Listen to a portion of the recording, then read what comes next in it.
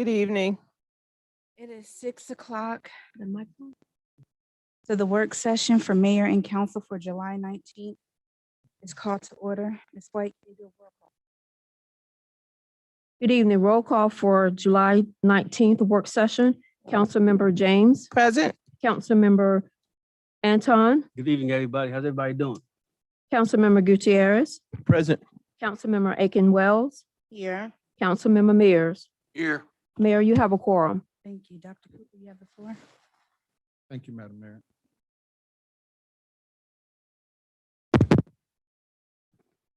Thank you, Madam Mayor. The city manager's report for July 19th. The first thing is the city of Forest Park would like to hear from you, our residents, and the stakeholders on ideas for utilizing the American Rescue Plan funds most effectively for our community. Please visit www.forestparkga.gov. And there's a banner at the top that says American Rescue Fund Survey, Let Your Voice Be Heard. You can go out, you can click on it, you can fill out the brief survey to give us some ideas on how we could utilize spending those funds. Those are funds that come in from the American Rescue Plan that was just passed under President Biden. Under city operations, we have a new agenda software that has been implemented, and all staff have been trained to utilize it starting August 2nd council meeting.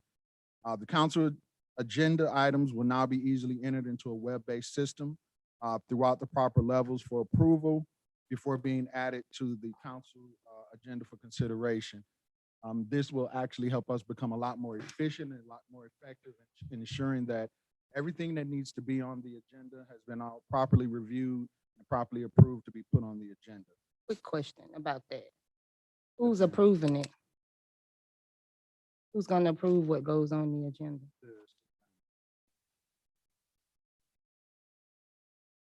Councilman Gutierrez has installed in Ward 3 a library box with the buddy bench at South Parkwood location. Sorry about that. And I would like to just thank Councilman Gutierrez for his continued commitment to education, literacy, and our youth. The city is finally replacing the old non-working early warning sirens. Thanks to the hard work and the diligence of Deputy Fire Chief, David Halcomb, we will have 3 working sirens again, bringing us back into compliance. So thank you, Chief Halcomb, for all your support and hard work on that. Under my employee spotlights, I would just like to give a shout out. On Saturday, July 3rd, the county partnered with the city of Jonesboro regarding a public safety appreciation concert. The city of Forest Park Police and Fire Departments were both on display with the department, and they both received awards for their continued commitment to the community. So congratulations to Forest Park PD and Forest Park Fire. And also for those looking for a rewarding career, consider applying for the Forest Park Police or Fire Department. We do have openings. www.forestparkga.gov/HR. Thank you for Ms. Tanya Thomas for her diligence in assisting the resident of Virginia Circle and on Skyland in addressing issues with trash pickup.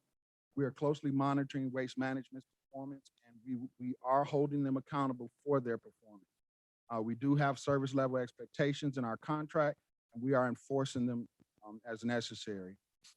Thank you to Ms. LaShawn Gardner, our grants analyst, for assisting the city of Forest Park in receiving our share of the American Rescue Plan funds. Ms. Gardner did an outstanding job making sure all of our paperwork was done on time and submitted correctly for us to get our funds without delay. And lastly, I would like to congratulate Mayor Angeline Butler, Councilwoman Kimberly James, and Councilman Hector Gutierrez.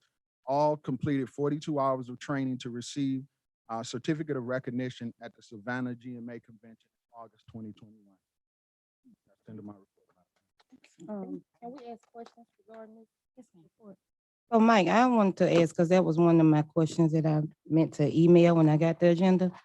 Is that normally how the process works? The city manager approves what council members want to put on the agenda? I want to make sure we're doing things properly. So the process to answer your question is yes, in the context of the software. So the software package provides that staff will enter in various agenda items and they would go through a review process and a sequence. So if finance enters something in, they enter it in, it goes to the city attorney, it goes to whichever departments need to review it. And ultimately the final item, the final approval is the city manager. And so if a council member or the mayor or anyone wanted an agenda item on the agenda, we would follow the same process. And then we would go through and information is added or subtracted or corrected.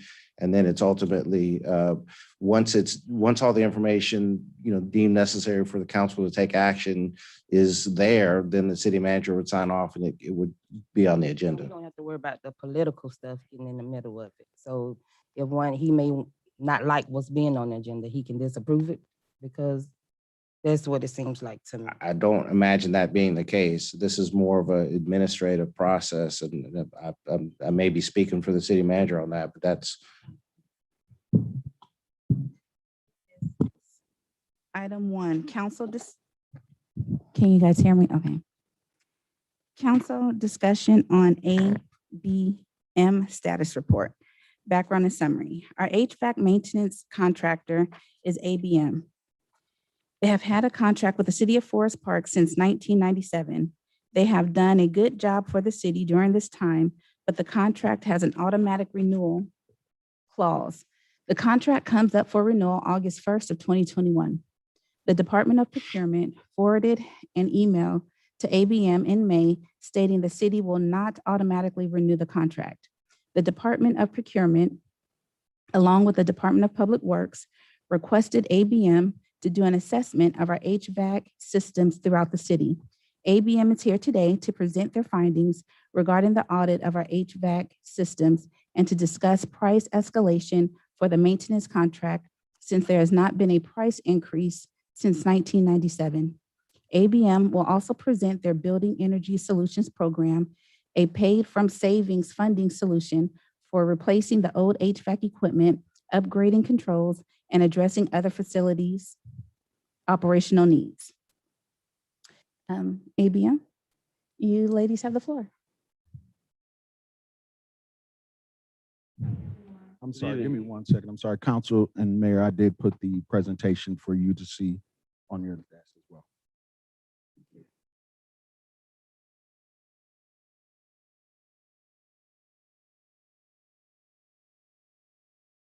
Good evening, everyone. I'm Catherine Peoples with ABM, and this is my coworker, Melissa Hargrove. And we wanted to, we brought a presentation today to discuss first your current HVAC maintenance agreement that is scheduled to renew on August 1st, 2021. And then Melissa will discuss a few items. And can y'all hear me? I'm trying to speak into the mic. Can y'all hear me okay? All right, so I wanted to go through, so today's discussion, I want to talk about your current equipment and the state of equipment, the replacement costs for aging and obsolete equipment that you have within the city, what you've paid over the past 24 years versus what you could have paid with, service escalations, your HVAC maintenance options going forward.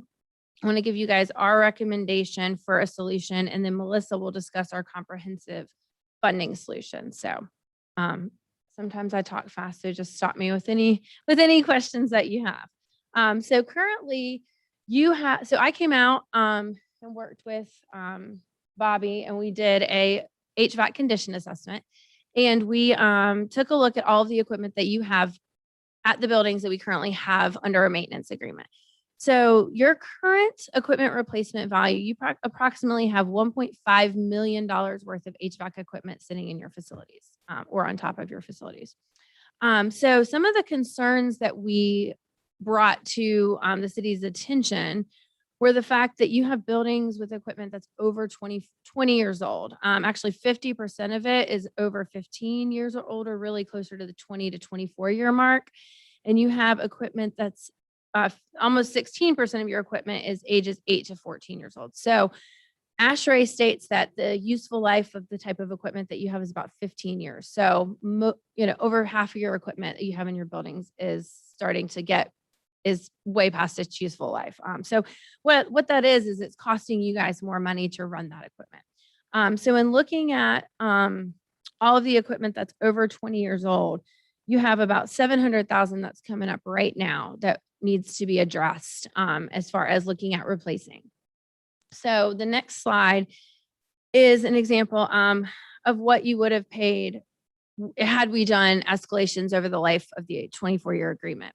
So the first column is what we did, whether we added a building or deducted a building due to renovations, for instance. The amount is what was at original contract was $29,113 back in 1997. You can see what we added or deducted from the contract. The blue column is what your contract was each year. And had ABM done escalations and at a minimum 2% escalation, because typically it can be anywhere between 2 and 5, but I wanted to go conservative. You can see in the red what the total cost with escalations would be. So if we're looking at, for instance, 2021, $97,262. So by not doing any escalations over the past 24 years, you've saved over $300,000 on your maintenance agreement. So moving to the next page. This is just a graph representation of what I just showed you in the this chart. So the blue is what you did pay, and the red is what you would have paid with the typical service cost escalations of 2%. All right, so what next I want to discuss are your different options. So the option number 1 is your current coverage. You currently have what we call a guaranteed lifetime protection program on all of your buildings, except for the City Hall and Public Works. You have preventative maintenance only. The reason being is when they were renovated a couple years ago, we removed them from the agreement. And then once the warranty was out, we put them back on the agreement at a maintenance only, because having new equipment, working with the city, we didn't really feel like you needed to have a guarantee there because the equipment was new. So what you're currently paying is $67,820. What we're asking for your annual investment on this current coverage option is $98,460. So we're looking at doing it for 1 year, and it would be a $30,640 increase. What this gives you is it includes your repair costs. So when we come out and we have, a service call that's placed by someone from the, maintenance department, those repairs are included. That service call is included. So you're not spending money outside of that agreement. And just to kind of give you an idea, I gather this information from my service department. Back in August 2020 to July 31st of 2021, if you had not had this guaranteed coverage that you have, you would have spent almost $41,000 in repairs. So that's actually costs that ABM incurred.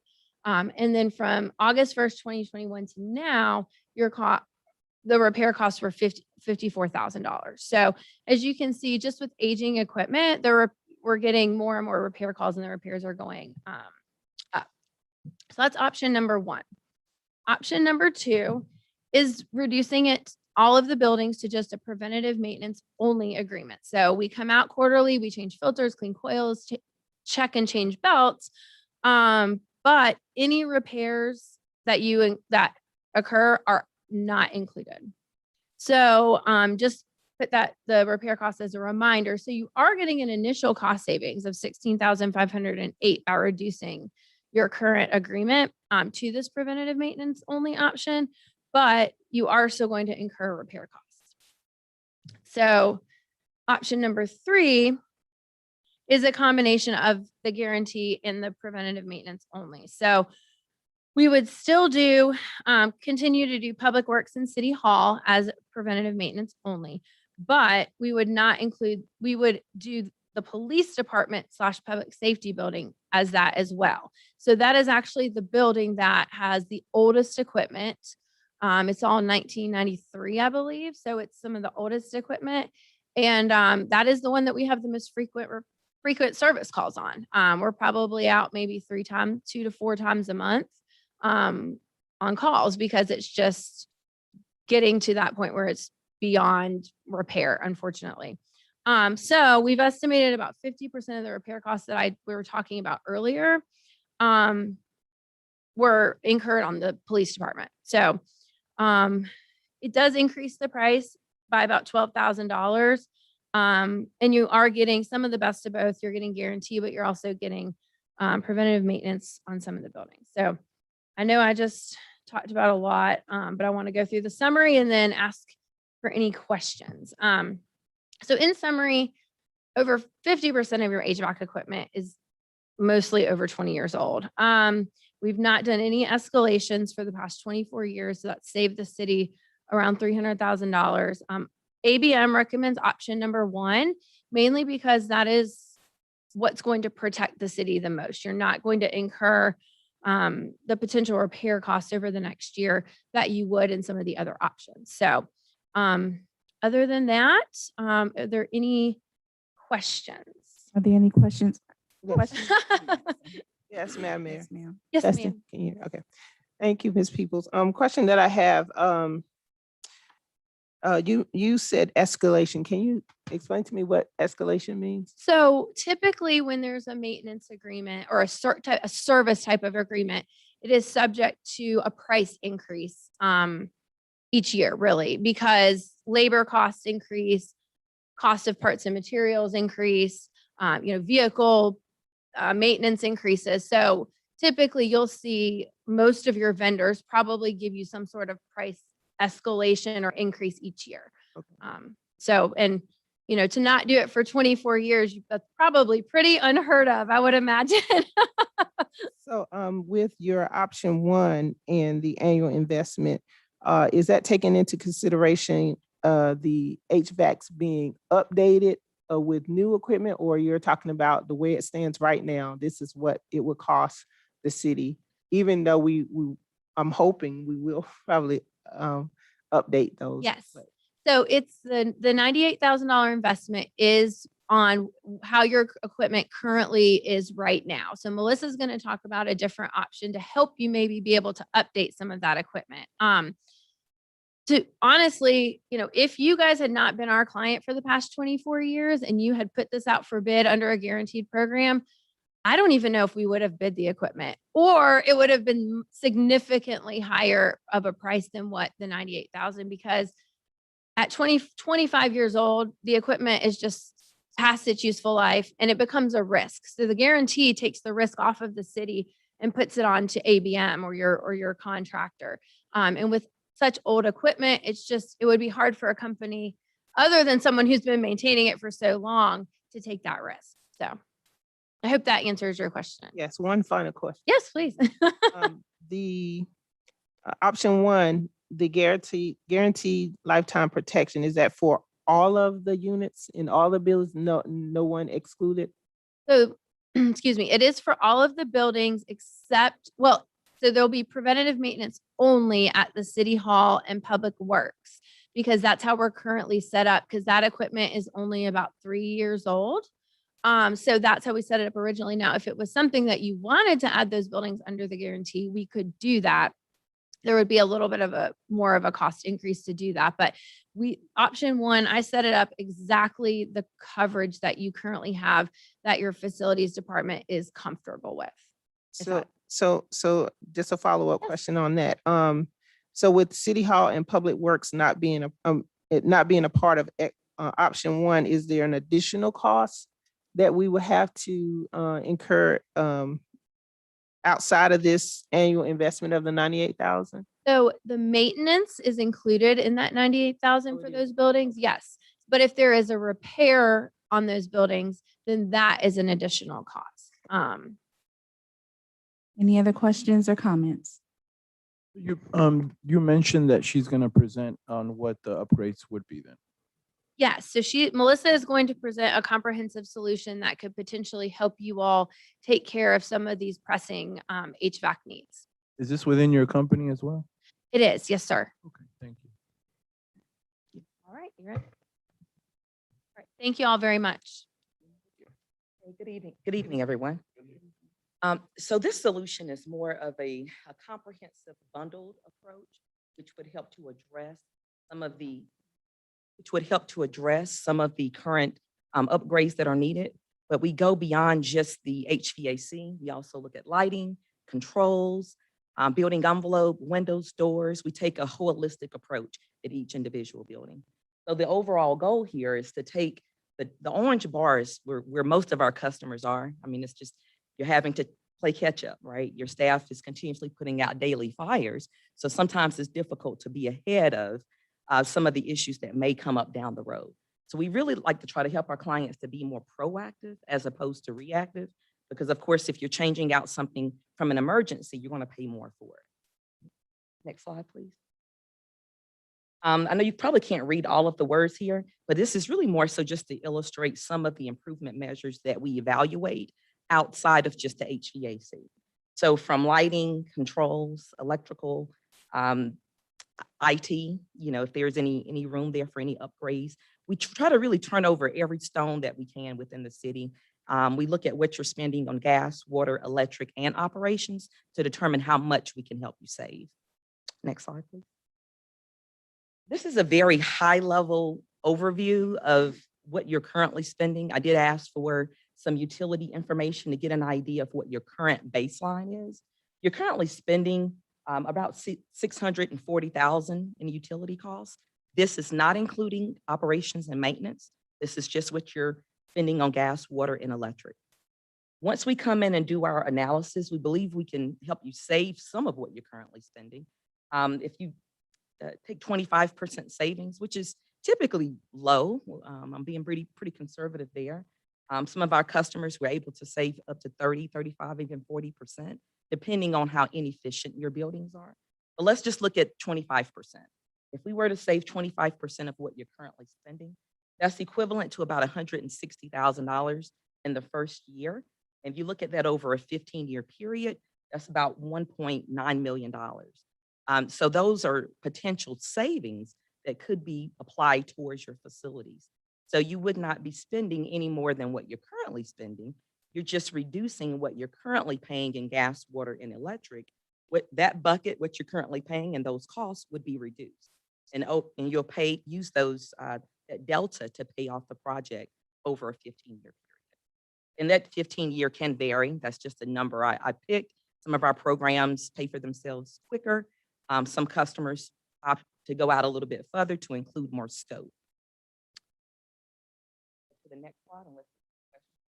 This just highlights some of the potential benefits of our program. If you look at the bar on the left, that's where you currently are. As I mentioned, you're spending about $650,000, rough numbers. And then there's a certain portion that you're spending on operations and maintenance as well. So the bar to the right, future, illustrates a little bit of what it would look like after our program. We would come in, make all of the necessary upgrades, lighting, HVAC, some of what Catherine mentioned, maybe some controls upgrades as well, any other areas in which we could derive some savings. We want to look at water conservation. Can we reduce what you're currently spending in that? What is the savings number? And then we'll work with you to determine where do you want to spend those savings. Obviously, HVAC, there's a huge need there. So that may be the highest priority. And so we'll look at what are your highest priorities and where you want to spend the savings. But some of the other benefits, the savings are guaranteed for the life of the contract. This is certainly not a new program. We've done quite a few of these in Georgia, but we would measure and verify the savings for the life of the contract. So each year, I'm going to provide you with a report. We can do it quarterly if you would like, or for Georgia Tech, we do it monthly, provide them with a savings report to confirm what they're saving every month. So the savings has to outweigh the total cost of the program. That includes equipment, labor, any measurement and verification costs associated with the project. And this is per state statute, and we can provide you with some examples and customer references as well. A couple other benefits of the program: there is no upfront capital required. Also, no change orders. This is took a very high level approach. The next step, we would have a project developer come out and walk the facilities with me. If this is something that you all would like to take advantage of, the next step after that would be a solicitation. requests for qualifications to go out. Other companies like ours will respond. If we are so honored to work with you, the next step after that would be a detailed audit. That's literally where we're building the project on paper.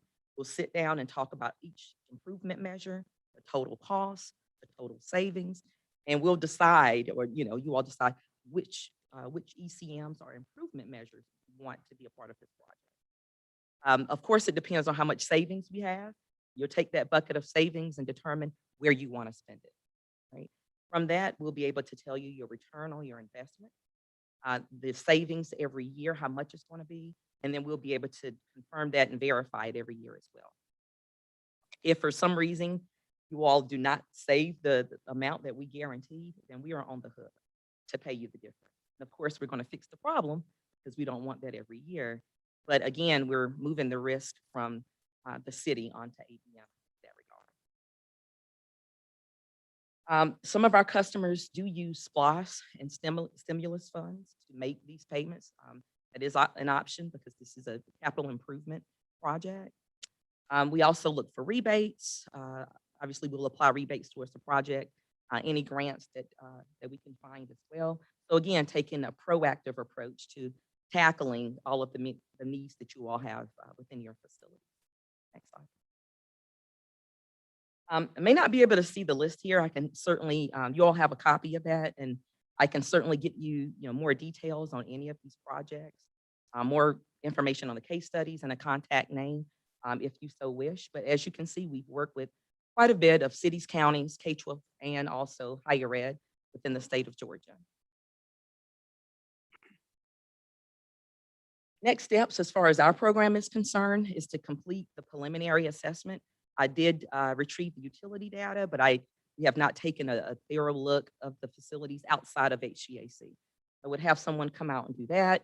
RFQ would be released, and if we are so honored to move forward, we would move into the more detailed assessment. We do look for local contractors to work with. If there are some improvement measures that are not a core ABM specialty, we'll work with the local company here to implement those improvement measures. Payments for this program would not actually start until a year after construction. So during construction is when you will start to reap those savings as we're changing lights, changing equipment, updating your controls. Your bills will start to go down. And a year after construction is when you will start to pay back the tax exempt lease, what it's called. And that would be paid for from the actual savings. The program also can include 2 years of maintenance. We want to make sure once you get this new equipment, your staff is trained, you're prepared to actually maintain the equipment. So we do roll in 2 years and could do more if that's something you all desire. But again, just another alternative solution for you to be able to pay for some of the needs that you have. That actually concludes. Thank you. Are there any questions or comments? Yes, Madam Mayor. So just trying to get an idea of like the timeline of how long it might take something like this to come about. So looking at the checkoff points that you have, once we get to, let's say, the RFQ and we have the letter of intent and all of that, from that point, the engineering study and all that, what's the length of time that you would say that it would take to get something, to get to really the construction? Very good question. Typically about 3 months or less. A lot of it depends on how quick we, because we will need more utility data. I'll typically go straight to the utility providers for that though. But assuming that's pretty quick, about 3 months or less. And then as far as utilizing staff time, like our staff time, would you require any of our staff time to do the studies and things that you all have to do to get it implemented? Someone to walk us through the facilities. We will be bringing in a couple of different crews, lighting crew, HVAC, controls. So we'll try to make it as concise as possible and make sure that from a logistics standpoint that we're not taking too much of your time. But you all do, like if you're replacing lights and all that, your company would do that. Okay. Got it. Thank you. Any other Yeah, questions or or subs, comments? but we would project manage it. If we are working with a sub, we oversee the entire project. Thank you. You're welcome. Thank you for the presentation, ladies. You mentioned grants. Is these some specific grants that you know of, or you would work with our grant writer, or are there grants out there like specifically for this? Not as much as I would like to see. Now we do quite a bit of rebates through these programs. As far as grants, just because I work pretty closely with GIFA, so a lot of times they have the really low interest rate loans. I either look for that or any grants that they may have. But that's something that I would dig into once you decided this is something. Any other questions or comments? I just had one. Is this in addition to the previous three options, or is this a standalone option? Standalone. Okay. All right, there are no other questions or comments. Thank you. Item 2, council discussion on exterior grounds maintenance services. Background and history. The Department of Public Works is requesting your approval to enter into a contractual agreement with the following three landscaping companies: WCC, Aerial Ground Tech, and Worldscapes LGP. The Department of Procurement conducted a request for qualifications for landscaping services, and these three firms submitted their qualifications, and these were the firms selected. These firms are on an on-call basis, which means as services are needed. The city will utilize these three firms to perform specific task orders. These firms will supplement the Public Works short-staffed for landscaping services. The Department of Public Works will have the option to allow these firms to compete against each other, or they can be in rotation for various sites throughout the city of Forest Park, as well as for various existing city boards. The contracts will last for 3 years with a 2-year renewal option if the city wants to continue any one of these three firms based on their performance. Questions or comments? Yes, so to me, and maybe Mr. Jinx can help, but I'm just trying to understand why all of a sudden we need to enter into a contract with companies when we have a public works department that has never been an issue with them keeping up our lawn. So I think it's just money wasted. Honestly, I think we should hold people and these directors and supervisors accountable. And also, is the state paying anything? Because Forest Parkway, Old Dixie, and Jonesboro Road are state right of ways. And that's what our guys are doing as well. Sometimes they come out, sometimes they don't. But we need to hold these people accountable instead of trying to do a 3-year contract with a landscaping service when we have an entire department that's been doing it for years. And really quick, there's a black BMW with their lights on.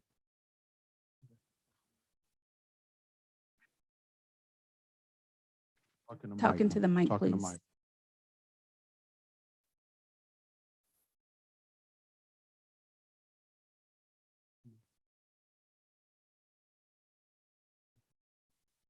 Got it.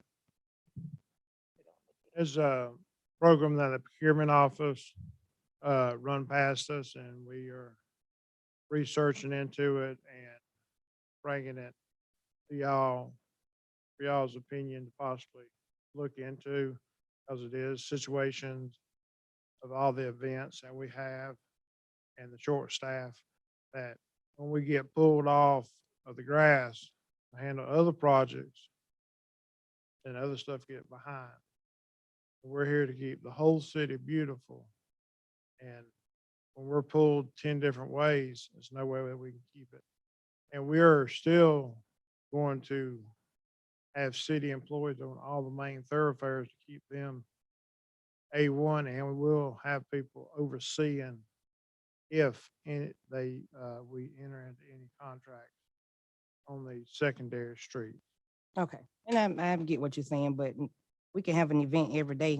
When we have events, they're not all day, so I don't see how that take away from them keeping the city beautiful. But is the state being held accountable for the state right of ways? Or are we just taking that into our own hands and saying, okay, we'll go and do a 3-year contract with somebody? Jonesboro Road, Old Dixie, and Forest Park, we are state right of ways. They maintain the roadway. And we're responsible for taking care of the right of way and the sidewalks and any safety issues, so as overgrowth. They only maintain the roadway. Any other questions or comments? I was gonna say, thank you, Director Jinks. I do, I am in support of the need for, what you need to help beautify the city. But I am also, in support of you getting more staff if you can, to, handle like the grass and things like that. In the future, maybe we can hire more staff, entry level. I think I spoke about it before at our retreat, but the entry level staff, people that just take care of the grass, because I know that, it seems like, once you get it cut and by the time you circle back through, it's needing it again. And then I think also with our population, we have to do a better job of educating them on, like Mr. Ken Fleming said, don't just cut your grass, but go all the way out to the roadway, because that's really the residents' responsibility to go all the way out to the roadway. But I am in support of you all getting this. Yes, sir. I'd like to just add something. When we say on call, we mean that we're not in a dollar amount contract. It means that these people will be on call when we need them. So we got an option of 3 different companies. So therefore, take for example, on Fort Gillum, when they needed a landscaping company to cut the grass, and it was short notice. So whenever it's short notice, see, what I understand about any government, any human being, is that they want something done now. So I'm putting these people in place so that when you see something you in your ward, you can call them and say, well, okay, we can get right on top of it. But if I got to put it out for bid, it's going to take 45 to 60 days just for me to advertise. But then you're going to be saying, well, Jeter, why we can't work in it faster? Because we don't have an on call. So again, these people are not under a dollar amount contract. We won't decide what the dollar amount is until we identify what the task order is. We're just getting people in place so we can act fast. So all these on-call contracts I'm putting out are just for you to be able to expedite what your concern is. There's no dollar amount attached to this until a task order is presented. And I'm Wait, I'm sorry. completely under. Councilman Gutierrez had Oh, okay. question or All right, comment. 2 questions. First off, thank you, Director Jinks, for bringing this up. You run your department. If you're getting moved around, I know that you know what the needs are. So I appreciate how y'all keep Forest Park beautiful, and I can see how, it's a big city. Like Councilwoman James, I do want to move to us having the staff that we need in the future. So, whatever it is that you need, you have my support and most of the council. I think everybody, if you need more people to get these tasks done. What was the process of the procurement company? Are these local Forest Park companies? I just know that we have a lot of companies here, and none of them sounded like they were any of these companies. We advertise per the code on the city's website. It was out for 45 days. And we tried our best to get as many people as we possibly could interested. But we do have a qualification that people have to meet. So, and anybody had any issues with the qualification, they had, according to the code, enough time to identify issues if they had any issues. No one had any issues. And these were the 3 companies that participated in the process. Perfect, thank you. So these things, anytime we need a bids for anything, they just go to our website and that's where people can. Okay, I just want to make sure that our people know. Advertise all of our requests for proposals, for bids, just for qualifications. That's how we advertise through the city's website. Thank you, sir. Councilman Wells. Add one thing, Madam Mayor, is basically to put it in light, it's sort of like GDOT. These companies do more than just cut grass. God forbid if we had a tornado or a hurricane come through and we're sitting out there, my guys working 24 hours a day, 7 days a week. You can call on these like they did on Highway 16 this week. got 16 open in 24, 48 hours when they were talking in maybe a week, as though to get traffic moving. Not saying we would use them every day, every year. At least we know we have contract companies available. Thank you. Councilwoman Wells? I just think, I mean, I'm, like Councilman Gutierrez said, I'm all in favor of getting the help that's needed. I just think the city is wasting a whole lot of money. And before it was questioned, everything was questioned. Now all of a sudden we need this, we need that. And Jeter, not to take anything away from you, because I respect you and appreciate everything that you do. But to me, and I understand it's on an on-call basis, but we've never, ever had an issue with Public Works cutting the grass. I just think somebody needs to hold the employees accountable, make sure that they're doing what they're supposed to do, and they won't have to go out and get 3-year contracts. So, I mean, whatever the majority decides, but I just think it's a waste of money. Just to give you an example, and again, we included all boards. There was a, Talking to the mic, we tried to cut grass. We had some people to come in and who were interested in purchasing property at Fort Gillum. And we had to hurry up and identify some landscaping companies to cut the grass. That came out of $35,000 because we didn't have the staff to do it. So again, we got these companies already in place and they'll compete against each other. So you're gonna get the best price. But these people are just in case. We're not spending any money until we have to. And if we have to, we're gonna have to spend the money anyway. But again, it cuts down on the time for advertisement because you already have these people pre-qualified. We don't spend money until we have to. $35,000 that he put in place, we had to put some kind of number in there. So that's why we put 35,000 in there. But it's not like we're gonna give these people $35,000 and they're not doing anything. Once we identify what the task order is, that's when the dollars come in, which we're gonna incur anyway. Thank Thank you. you. Any other questions? Yes, ma'am. Madam Mayor, I just want to make one other comment, that I'm just really firsthand with this process, because I've talked to some of the guys, and you know, a lot of times as elected official, I'll get a call from a resident to say, hey, can somebody come over here and get this grass cut or whatever? And I'll say, well, let me find out where they are on the list. And, you know, I'll say, well, they'll be on your street on this particular week or what have you. But in some occasions, staff has mentioned that they have been pulled off of something they're currently working on to go do something else. And then they have to go back. So kind of like a ripple effect when you're pulled in different directions. So I'm in 100% agreement with this on-call people. Thank you. Thank you. Item 3, council discussion on LabLink COVID-19 testing site contract extension. Background and history. LabLink Mobile has been providing on-site COVID-19 testing in Forest Park since March 10th, 2021. The contract calls for a review of possible extensions in July of 2021. In light of the most recent onset of the Delta variant and the continued need for testing and vaccines, LabLink Mobile is requesting a 1-year contract extension with a review at 6 months to assess community needs for continued service. Oh, hello, that's Dr. Lexi. Thank you for being present. Ma'am, you have the floor. Good evening. Good evening. Good evening, Mayor and City Council members. Again, my name is Dr. Alexius Branch, and I am the State Director of Collections for LabLink here in the state of Georgia. Today, I just want to give you guys a brief overview of what we've been doing here for the last 4 months.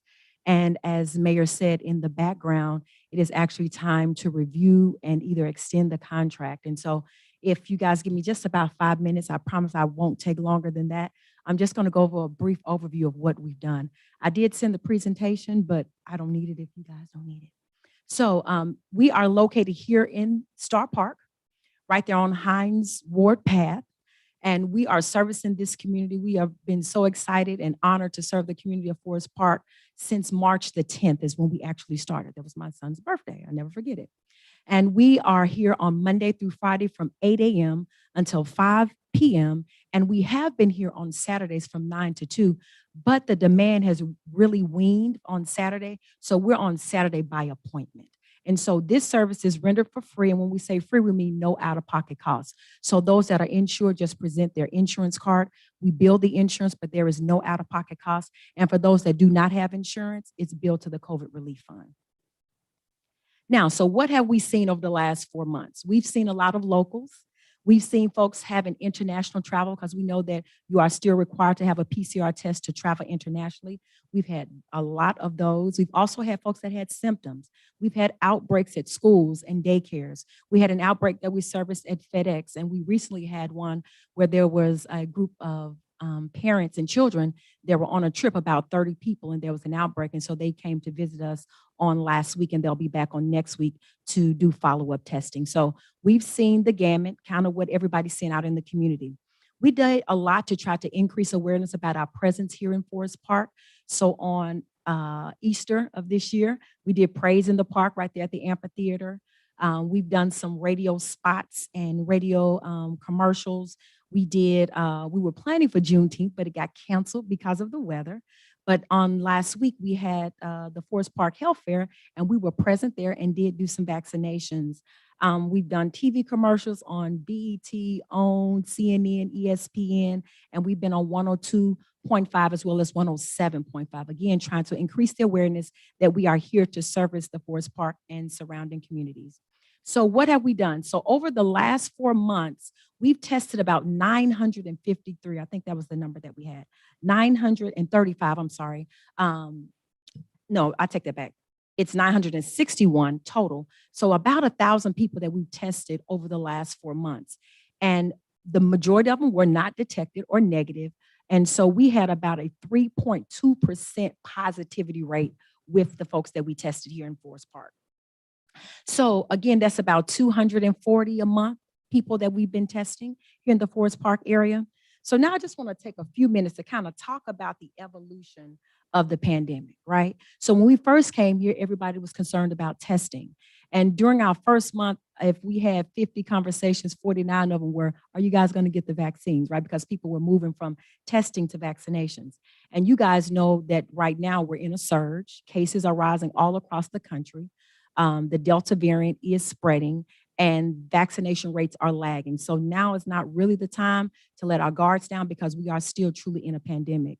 The last report I saw from the CDC is like, this is really a battle of unvaccinated people at this point, because most of the hospitalizations and most of the people that are dying are unfortunately those that are not vaccinated. So we've evolved with the demand. And so now we're also able to provide vaccinations for people that are 18 and older right here on site as well. And we also have, in addition to being able to do it here on site, we also have a new bus that is basically a clinic on wheels where we can do both the testing as well as the vaccinations. Now, vaccinations have to be by appointment because we have to maintain the cold storage chain, but we are prepared to meet people where they are. So if they want to come in a clinic environment, they can come to the site. But if there is a significant group, we can come to employers, we can go to churches, we can go to community events. We are available for the city of Forest Park. So if you guys are so gracious to allow us to extend our contract, then we would like to do a PSA so we can heighten awareness about us being here and having these services available. And we are going to this time do more internet marketing because that's where people are, right? A lot of the unvaccinated population is young people and they stay on their phones and on the internet. So we're going to increase our presence there. And so with that being said, I think I met my 5-minute time frame.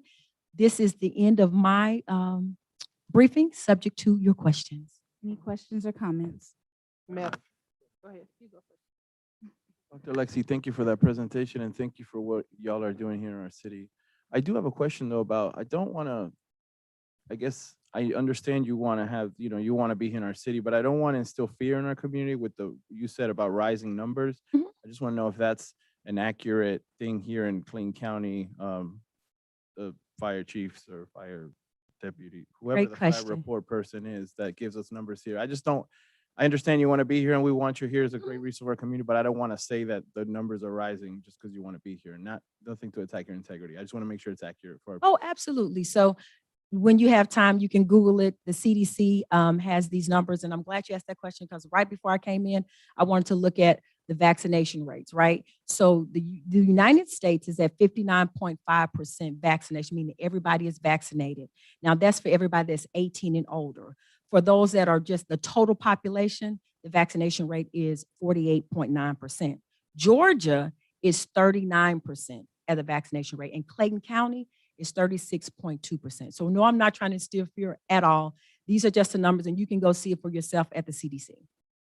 I was talking about the rising in COVID cases. Oh, yeah, the cases are rising. You can look at that too. The cases are rising. And you'll see also that the hospitalizations are rising.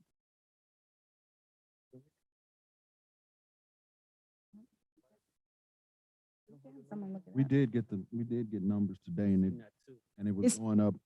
They In are the past going up. 24 hours, just in the US, we had about 82,000 more cases. It didn't break Thank you, down ma'am. all the way into Forest Park, but Forest Park is sitting at 9.4%.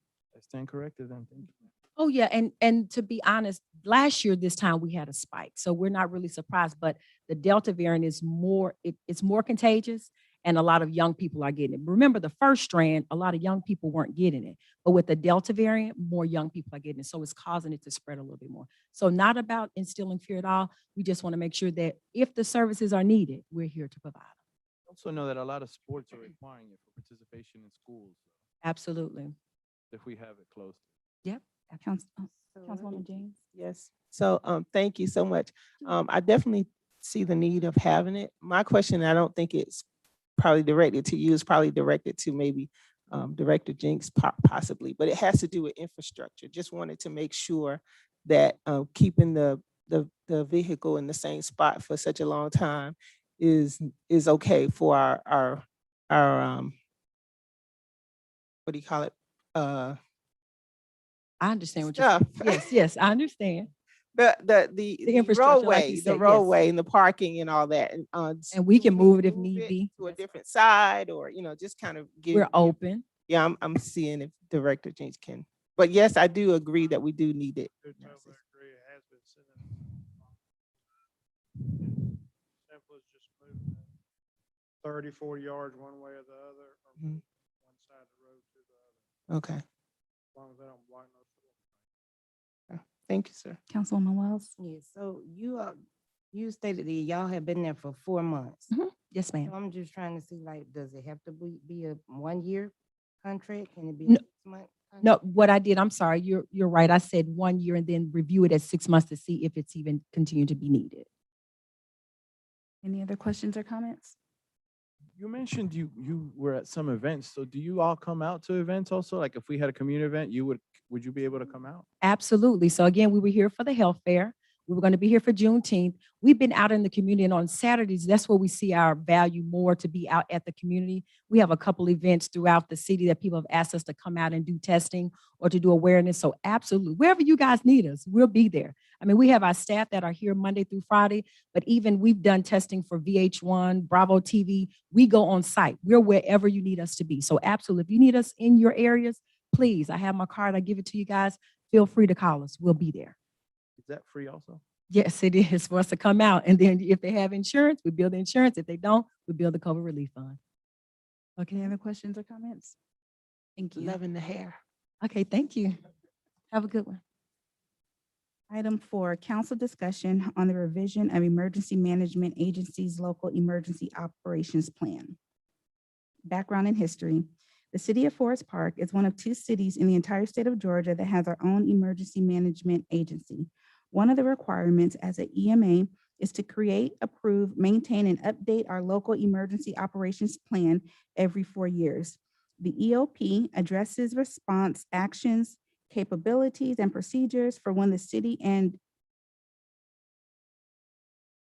its resources become overwhelmed in the event of an emergency or disaster. It describes recovery strategies, initiating and terminating response and recovery phases, activating authority, and identifies alternate agencies and departments available to respond for various services. The EOP also specifies the jobs and responsibilities of primary and support agencies/departments. FEMA's document, Engaging the Whole Community in Planning, states that disasters begin and end locally. After the response is over, it is the local community that lives with the decisions made during the incident. The success of this plan depends largely in part on the collaboration of the city's elected officials and the city's departments responsible for the development and maintenance of these plans, along with proper training and exercises. Proper activation and implementation of the plan will reduce the vulnerability of the city, its citizens, and properties from a disaster, and establishes a means to respond effectively to disasters. You have the floor. Yes, ma'am. Um, Are there any questions or comments? Is there anything you guys would like to add? So this was a pretty big revision because the last one has been about 8 years ago. Sorry. Last one was about 8 years ago, so this was a pretty large revision. So it's a, need to get it out and get it reviewed. All right, thank you. Any questions or comments? Thank you, guys. Thank Yeah. you. Item 5, City Council, council discussion on the adoption of Clayton County's resolution for a multi-jurisdictional hazard mitigation plan, background and history. The Clayton County Multi-Jurisdictional Hazard Mitigation Plan was approved by GMA and has been sent to FEMA for review. Clayton County's Emergency Management Agency is asking that the City of Forest Park review and formally adopt a plan in order to complete participation requirements and receive FEMA's approval.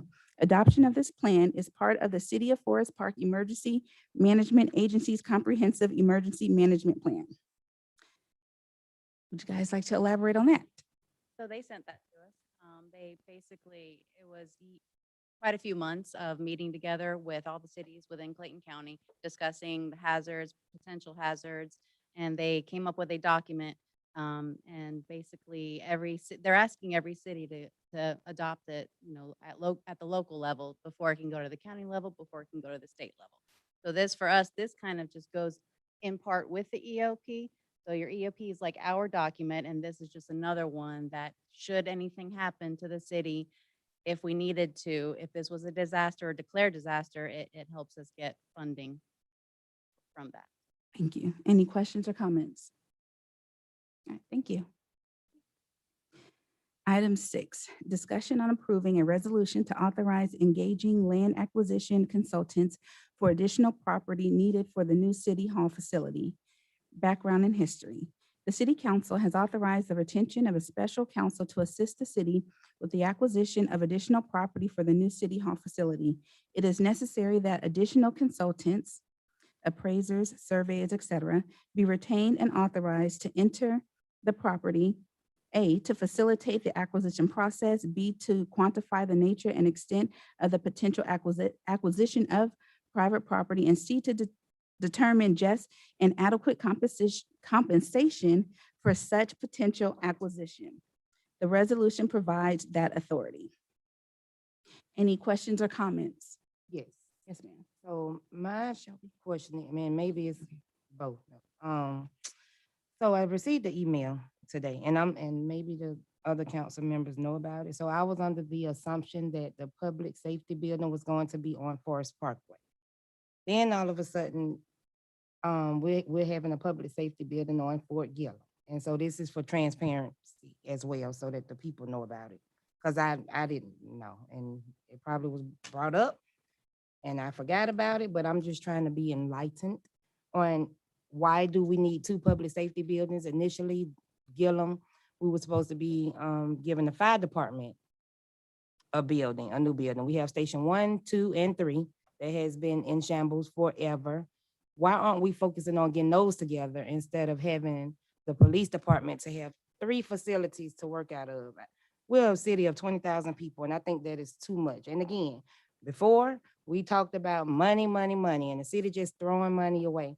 Now, all of a sudden, we need a new city hall, a new police precinct, 2, because, and correct me if I'm wrong, 1 is going on Forest Parkway and 1 is going on Fort Gill.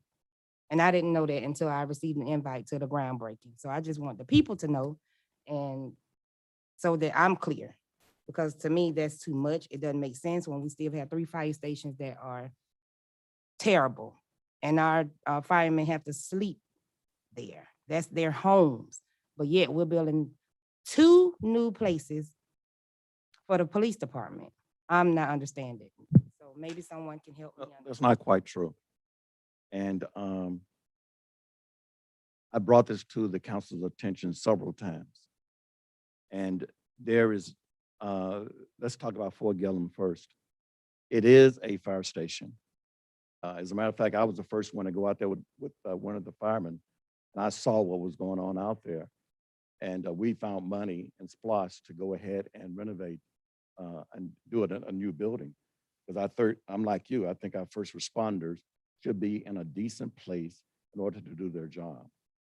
It is not a police station. It is a mini precinct. The mini precinct has maybe 2 patrol officers out there. And to be honest with you, if you all haven't been out to Fort Gillum, it is a major place out there. And we need some type of police presence out there in Gillum. So it's not a major police station. It is a mini precinct. And it is still focused primarily on the fire station itself. But that fire station will remain as fire station number 3. Fire station number 2, we're looking at renovating it. As a matter of fact, there was a task order issued for them to start working on looking at renovating fire station number 2. Because quite frankly, over the years, no one has done anything. It has sat there in the deplorable condition that it's in. And as a city, we should be ashamed of ourselves to have our first responders in a condition like that. I agree. And then third, the police station will be moving to the new City Hall site, and we're calling it City Center. So the fire station at Gillum is called Public Safety Building at Gillum Logistics Center. The police administration building would be at the new city center. That would be our major police station, number 1 police station. And not only that, but the fire station would be located there as well. So all 3 fire stations are being addressed in the capital improvements project. And again, it is not really a police station. It's just a mini precinct station. Any other questions or comments? So again, that goes back to what I said. The police department will have 2 new facilities, yet we still have our fire department living how they're living. To me, that issue should have been addressed before we're trying to combine the police, whether it's 2 officers or 3 officers. Again, we only a city of 20,000 people. We don't need that much police presence. We don't even have, officers are leaving every single day. But yet we're still building stuff for them. That doesn't mean, and I'm not addressing you or attacking you, but I'm just saying, to me, the moves that are being made aren't making sense. And I just want to, maybe somebody can say something to make it make sense to me. So however y'all vote to approve it is, it is what it is, but to me, it's a waste of money. The police department does not need all of these facilities when they can't even keep officers. Maybe we should look into that. Any other questions or comments? Yeah, I have a question, Director Shelby. How are you? Okay, how about yourself? Initially, now that we are training our own firefighters, the initial plan I remember had seen the past fire chief had told me about it was a bigger, and then, due to cost, we had to reduce it. Is that something that potentially we're going to go back to, or is, I definitely building this police precinct is taking money away from firefighter resources, but what is up with that? When eventually or potentially could we have something like that out there? So let me just Training. be clear. The police department is not taking resources away from the fire station. We are using monies that the police department had for their renovations as part of this precinct. And as far as the training is concerned, you're absolutely right, because it got so huge, we couldn't afford it. It was never part of the original plan to begin with. It was only supposed to be, as Councilman Wells mentioned, it was only supposed to be a fire station that we were doing. And it got pretty big because everybody was adding on to it, training. And then the mini precinct is just some real small area out there to begin with. Let's just be honest about that. But there are drawings that show where we can expand the facility for training. And I think future SPOS money, as we continue on, would be able to support building something else like that for the police training, for fire training. So it is somewhere where we could potentially. Yes, sir. expand. As a matter of fact, the property that we have will accommodate future training space. And the architects have already drawn it to show us that we can expand the station if necessary. And the renovations on Station 2, how soon would, you said those are already, there's in the work? Yeah, we just gave a task order to the architects. And as soon as I get more information on that, I'll bring it back to the city council and for your, to review with you. What do you think that time span? I'll speak with the architects tomorrow to see what that timeline would be. And I can send you an email to all the council members, let you know.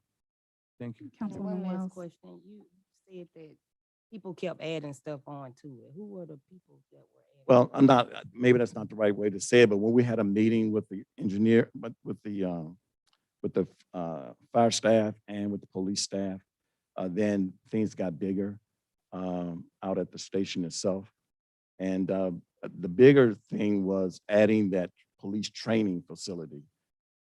Fire training facilities, which was not part of the original plan.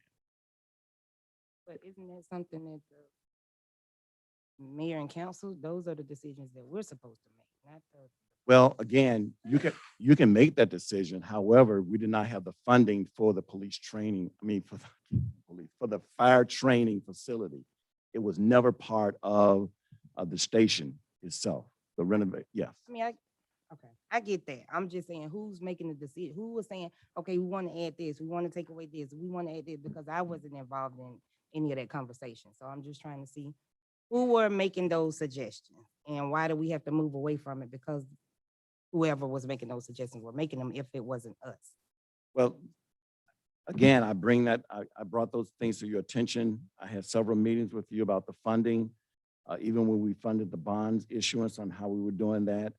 And be quite honest with you, there was no decision to be made because we didn't have the money for those projects. Expanding that would cost us, it was $24 million to add all that stuff out there. Okay. Well, this may help. When the designs were, you guys were all meeting, it was the consultants and then each director. Yes, ma'am. And so the directors were chiming in as to their wish list for their facilities. So essentially it was the directors. Right, and that shouldn't have been the case. So that's why I'm trying to see if initially it was supposed to be about the fire department, why is it different now? If that station on Fort Gillem was specifically for the fire department, how did police get incorporated into that if we didn't approve that? That's my question. How did these changes happen if we didn't approve them? I have a We question. did. Just my question is, and I guess it's for Mike, do we make the decisions as a council what buildings have? Because I didn't know either, but if it's not my decision, then I don't want to keep going back and forth. Ultimately, you all do approve, and these were presented.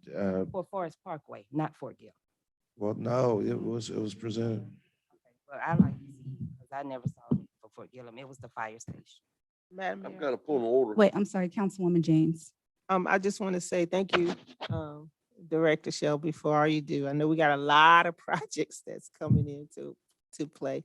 And just for the public out there, I want to invite you all to go to the neighborhood meeting on the website, where we've had several meetings over the past months where I had directors on the call informing the residents of things that we have already made a decision on. So we've made these decisions already. And so the information is out there if you all want to go back to the neighborhood meetings.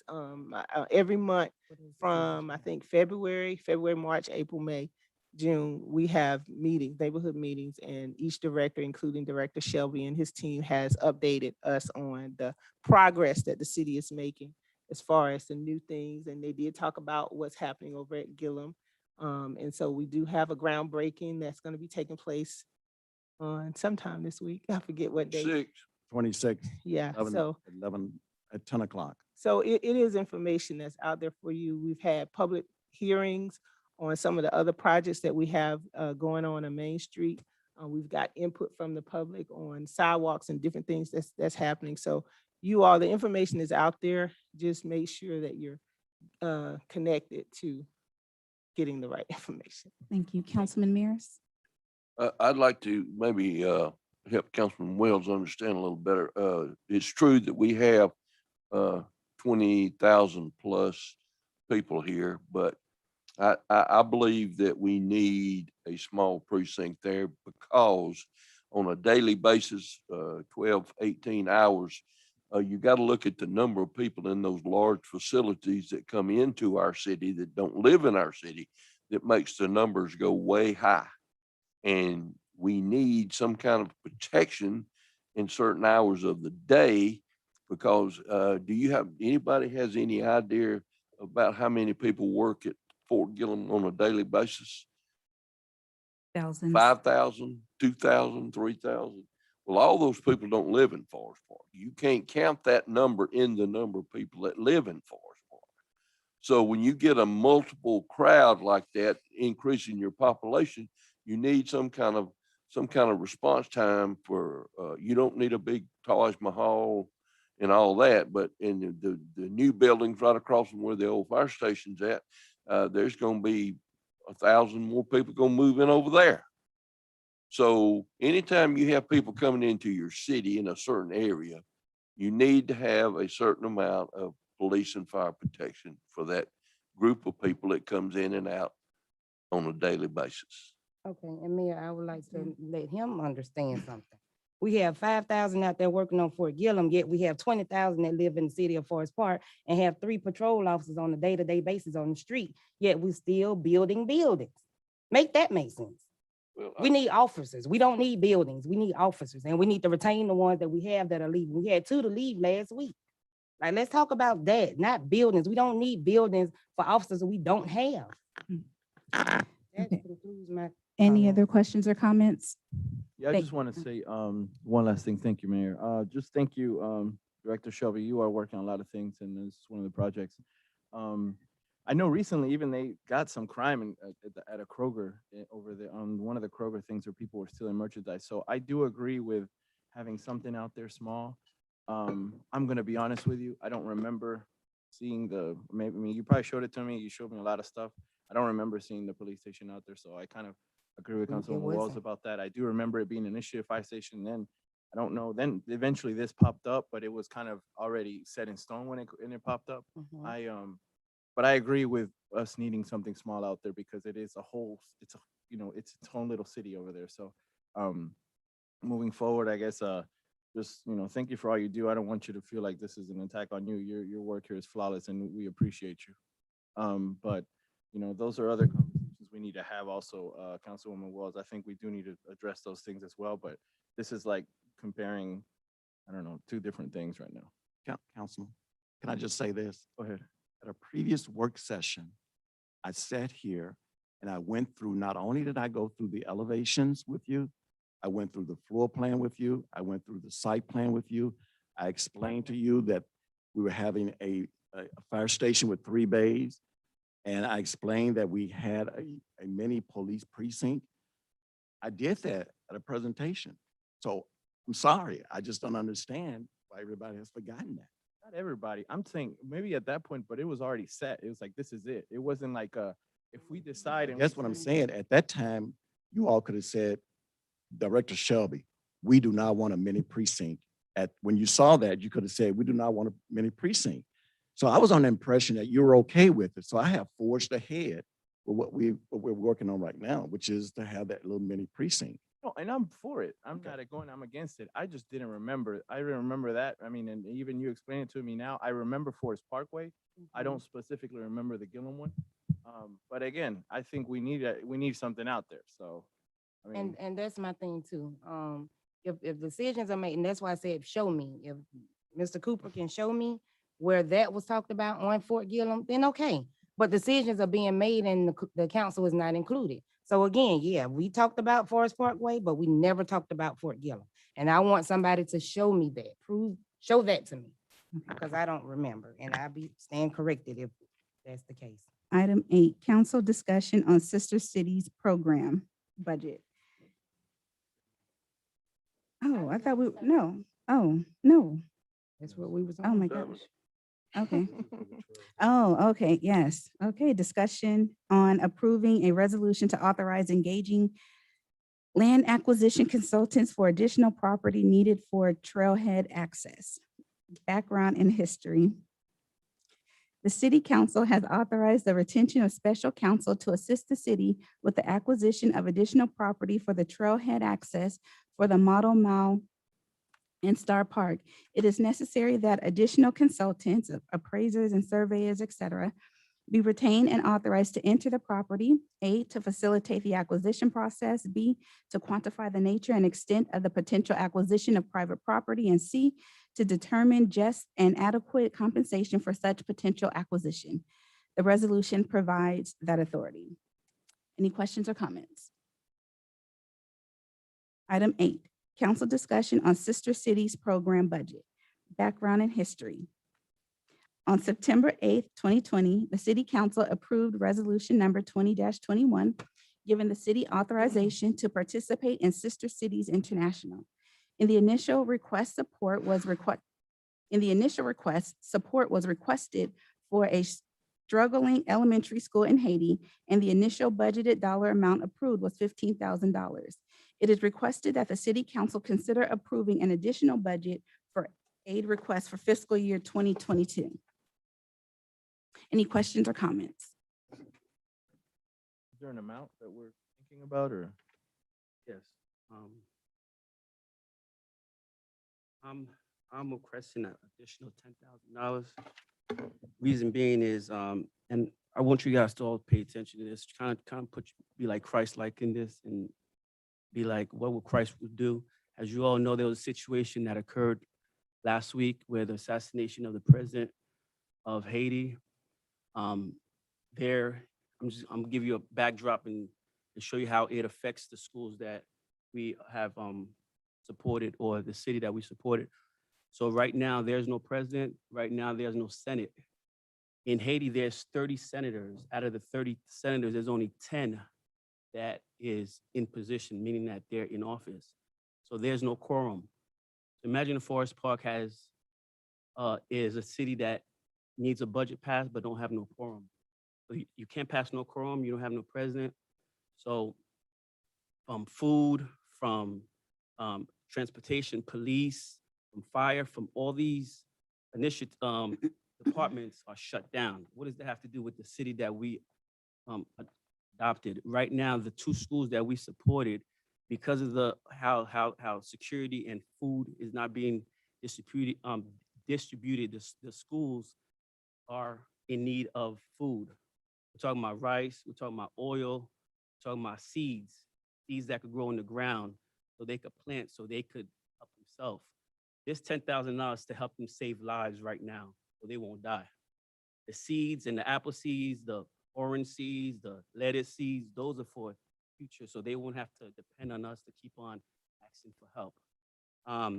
As you all know, the whole world is looking at, Haiti, but the city that we are supporting is looking at us for rescue and crying out for help.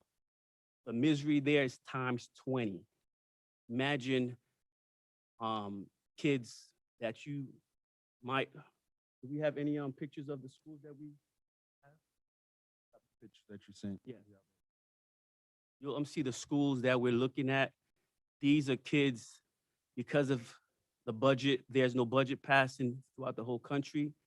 Kids are going to school or going to school without no food. There's no safety. There's nothing, it's just misery out there. So the eyes of this city is on us for additional $10,000. So this school has about 250 kids. Each kid survives off $8 a day. You times $8 times 2,000, that's $8 a day times $250 is $2,000 a month to feed these kids. It's 2 schools. The other schools got 300 kids. So this $2,000, this $10,000 is not like it's not gonna last long. but we know that we could have rice, oil, and beans to save these lives. In addition, with these seeds that will be given out to these schools, that they could plant food so they could survive. And that's where it is now. The whole country is in chaos because there's no president, there's no nothing, and everybody is asking like, what's going on? So I'm asking the city to do its due diligence, is just to support and help this two schools. And I thank you all. Madam Mayor. Yes, ma'am.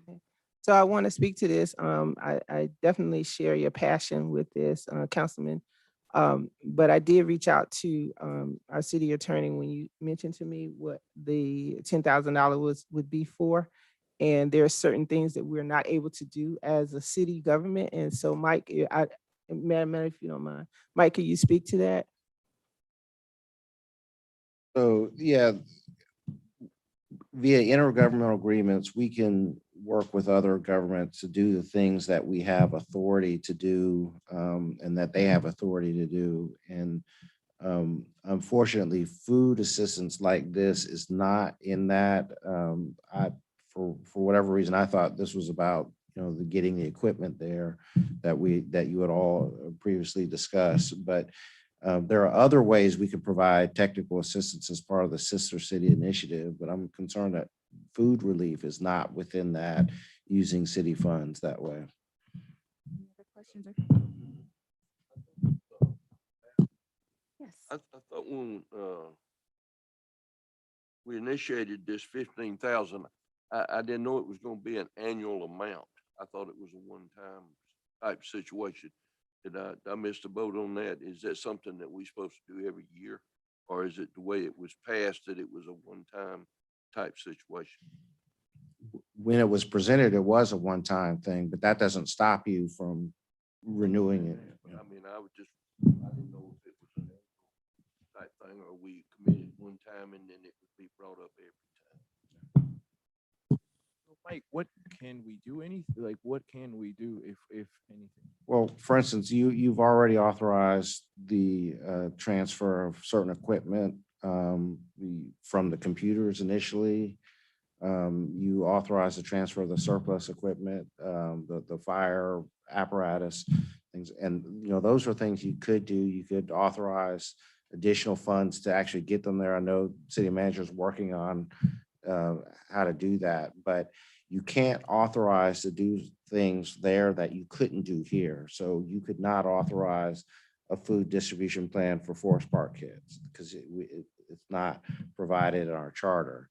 But other types of governmental assistance you could do depending on what those specific items were. Can't do the food distribution for the extra $10,000. We could go on.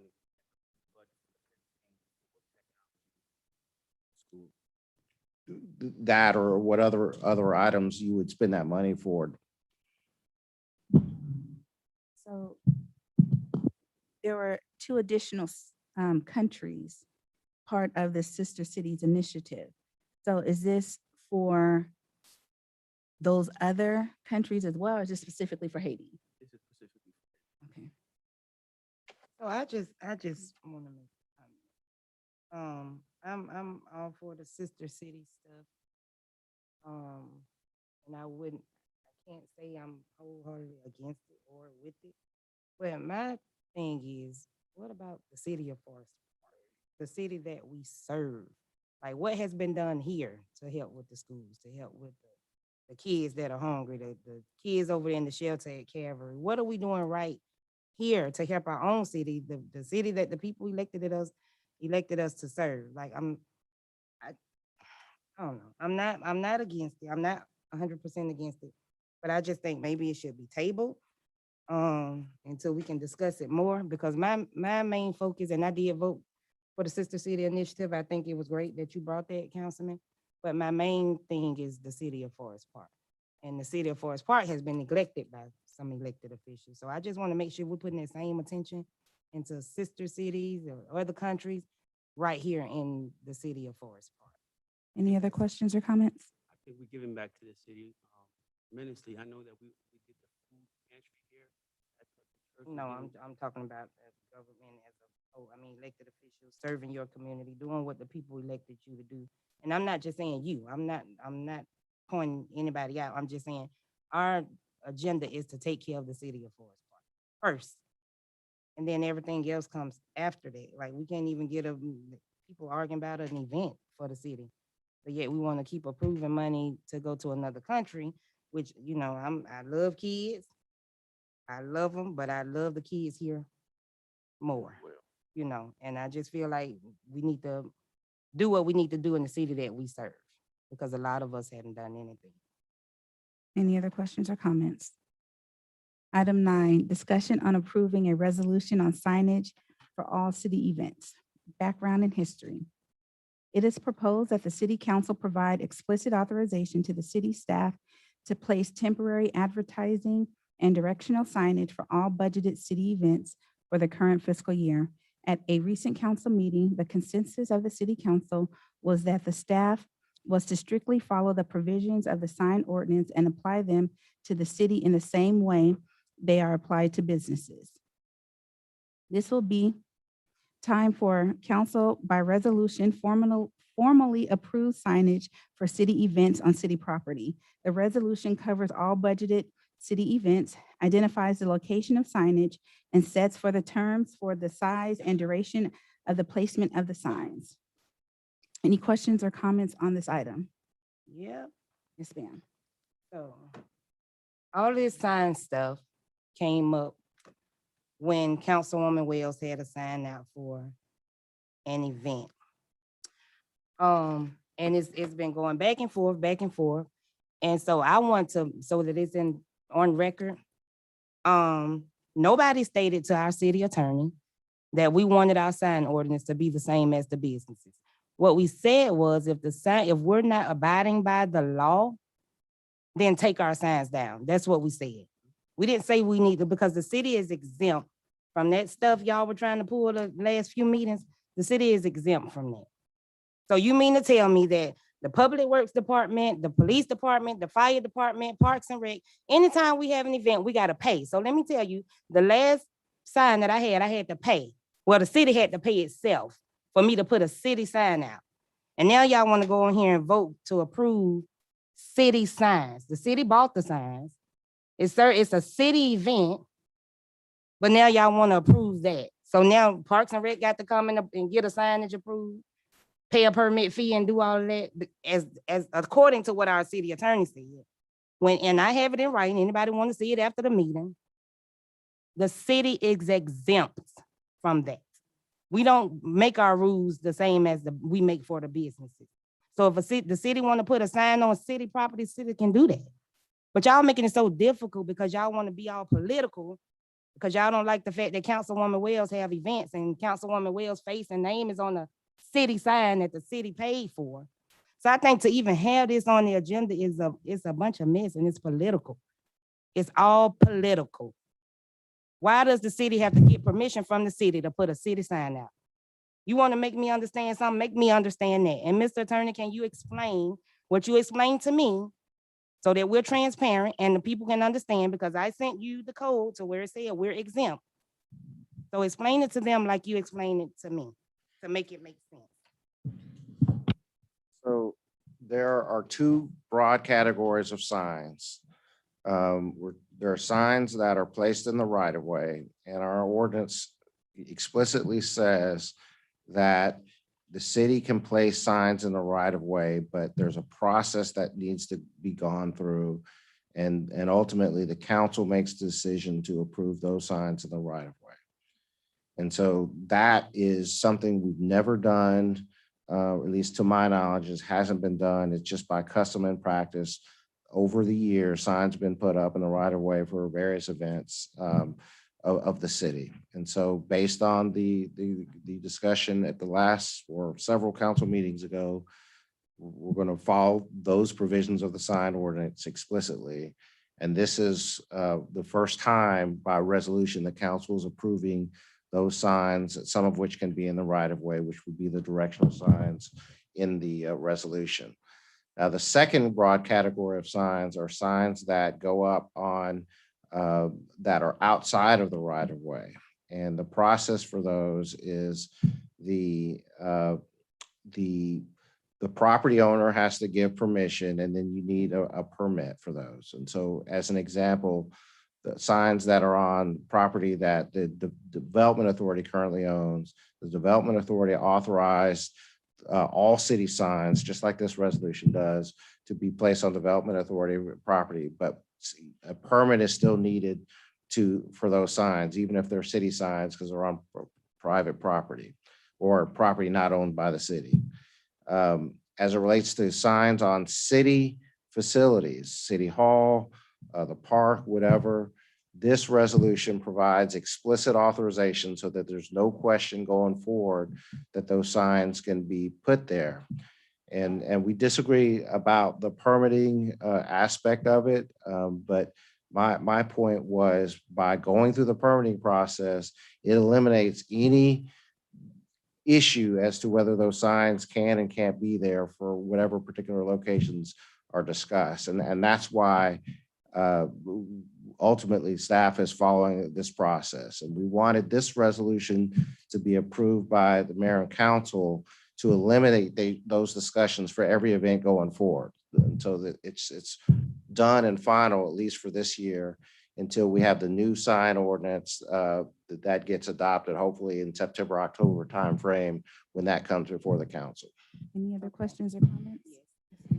So in section 8-3-29, which state exemptions from permit requirements, it states official notices or advertisements posted or displayed by or under the direction of any public official or court officer in the performance of official or directed duties, or by trustees under deeds of trust, deeds of assignment, or other similar instruments. Exempt. So the city paid itself $10 because I wanted to get a permit and put it on somebody's property. That's clear as day that we're exempt from that. But carry on. Any other questions or comments? Yeah, I'm just, I guess, Mike, so if I want a sign outside, then what do I have to go ask for a permit? You have to get approved. For whatever event it is, the process would be, if it's on city property, this resolution authorizes the placement, and then when it's time for the specific sign to be placed, that there would be a permit process for it to make sure that the sign, the signage, all that sort of stuff is in compliance with this resolution.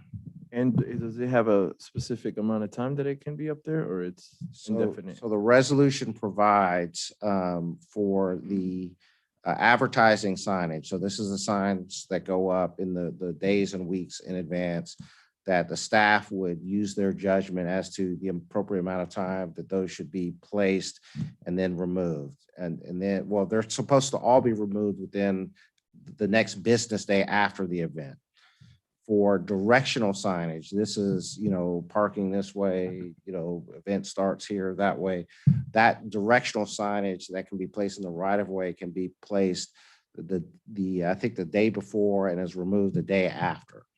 And so those are the parameters. So again, everyone's clear about what the rules are. Well, let's say if it's an ongoing event, like, I don't know, Councilwoman James's meetings that she has, the third Tuesday or Thursday of every month, and she decides to just have a poster out there.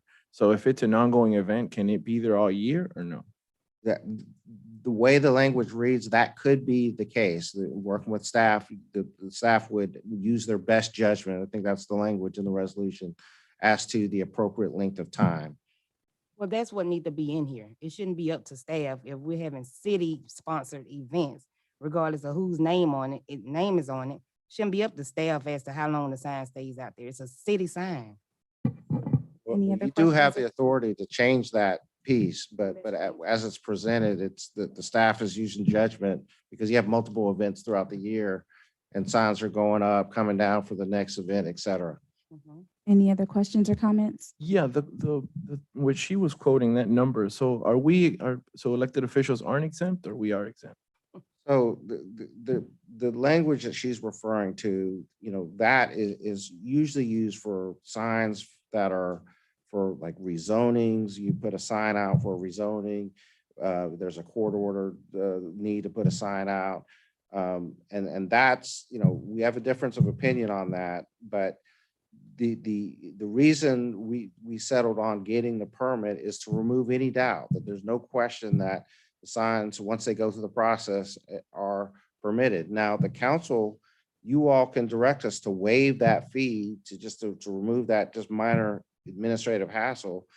And if you'd like to amend the resolution to provide for that there's no, fee for that, then we can do that, because the councilwoman is correct. The city is taking money out of, one account and putting it into another account, and you may decide that that's just not necessary. Any other questions or comments? Back to what Mike said, we can agree to disagree, but it's right here. And you're saying it is pertaining to certain signs that's not stated in the ordinance. So we can't just say, well, usually that means this, well, usually that means that. We need to state, you're our city attorney. So you're supposed to state what it means exactly. And right here, according to this, it says that any elected public official or court officer, we're not putting out hearing signs. So make it right. Make me understand and make them understand. There's no way that we should be up here arguing because somebody feels some type of way.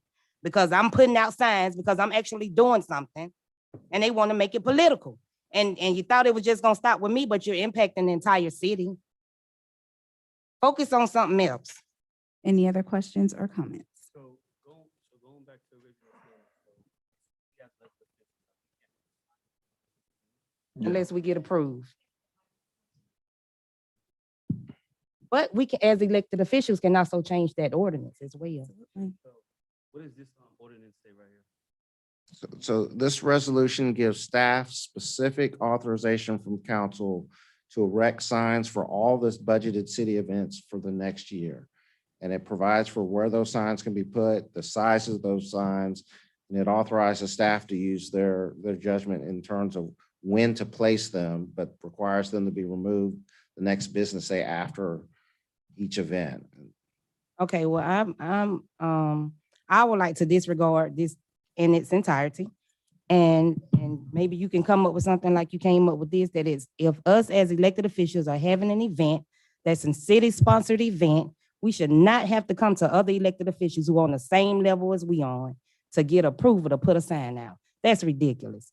So I would like to disregard that entire agenda item, and maybe you can come up with something better, so where we don't have to fight to promote to our community. Well, I don't want to wait till next time again. Well, we 'cause can do it have now. events. Well, I mean, when we get to that sector, we're still Okay. in the work Okay. session right now. Gotcha, sorry. So is that the last item? Okay, so the remaining agenda for tonight will be as follows. We'll have the call to order and the invocation by Dr. Patton, followed by the Pledge of Allegiance. We'll have a roll call, then public comments. We will adopt the agenda. We will have the approval of the minutes from January 21st, our work and regular meetings minutes. Then we'll have the following agenda items for consideration: approval of the 1-year ABM contract, approval of 3 vendors for exterior ground maintenance services on a standby basis. Item 4, approval to extend the Lab Link COVID-19 testing site contract. Item 5, approval of the revision of Emergency Management Agency's local emergency operations plan. Item 6, approval to adopt the resolution of Clayton County's multi-jurisdictional hazard mitigation plan. Item 7, approval of resolution to authorize engaging land acquisition consultants for additional property needed for the new city hall facility. Item 8, approving a resolution to authorize engaging land acquisition consultants for additional property needed for trailhead access. Item 9, approval of the 2021-22 budgeting for Sister Cities program. Item 10, approval of resolution of signage of all city events. And we'll have our closing comments by the governing body, and then we will be entering into executive session. So with all that said, is there a motion to adjourn the work session? So moved. Councilman Mears, is there a second? Second.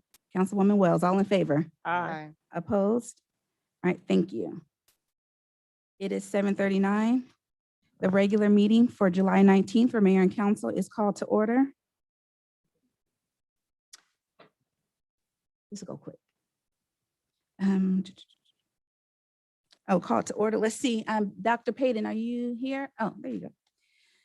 So all those who are able to stand, can you please do so and then remain standing throughout the Pledge of Allegiance? Father, now we come first to say thank you. We thank you, God, for how faithful you have been, how good you have been. And sometimes, God, we become so busy that we forget to say thank you. But tonight, we pause to say thank you. And Lord, we invoke your presence here in this meeting as we conduct business for this city. We pray, God, that you would guide our actions, our thoughts, our conversation. Let it be fruitful, let it be beneficial. In Jesus' name we pray. Amen. Amen. Flag Of the United States of America and to the republic for which it stands, one nation, under God, indivisible.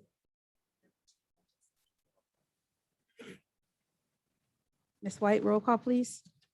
Yes, roll call for July 19th, regular session. Councilmember James. Present. Councilmember Anton. Here. Councilmember Gutierrez. present. Councilmember Aiken Wells. Here. And Councilmember Mears is present. He just stepped out. Mayor, you have a quorum. Excellent, thank you. Is there a motion to adopt tonight's agenda? So moved. That was Councilwoman Wells. Is there a second? Second. Councilman Gutierrez, any discussion? Councilwoman James? Councilman Antoine? Here. Councilman Councilman Gutierrez? Yes. Councilwoman Wells? And Councilman Mears, we're adopting the agenda. Thank you. Well, are you in agreement to adopt the agenda? Here. Okay, thank you. Has anyone had the opportunity? Oh, I skipped public comments. Okay, Ms. Lunsford, per the charter, 3 minutes per speaker is allotted. And so Ms. White, if you can have the timer ready, and Ms. Lunsford, you have the floor, ma'am. Can we show the timer on the screen, please? Just want to make sure our speakers know how much they have left. Thank you.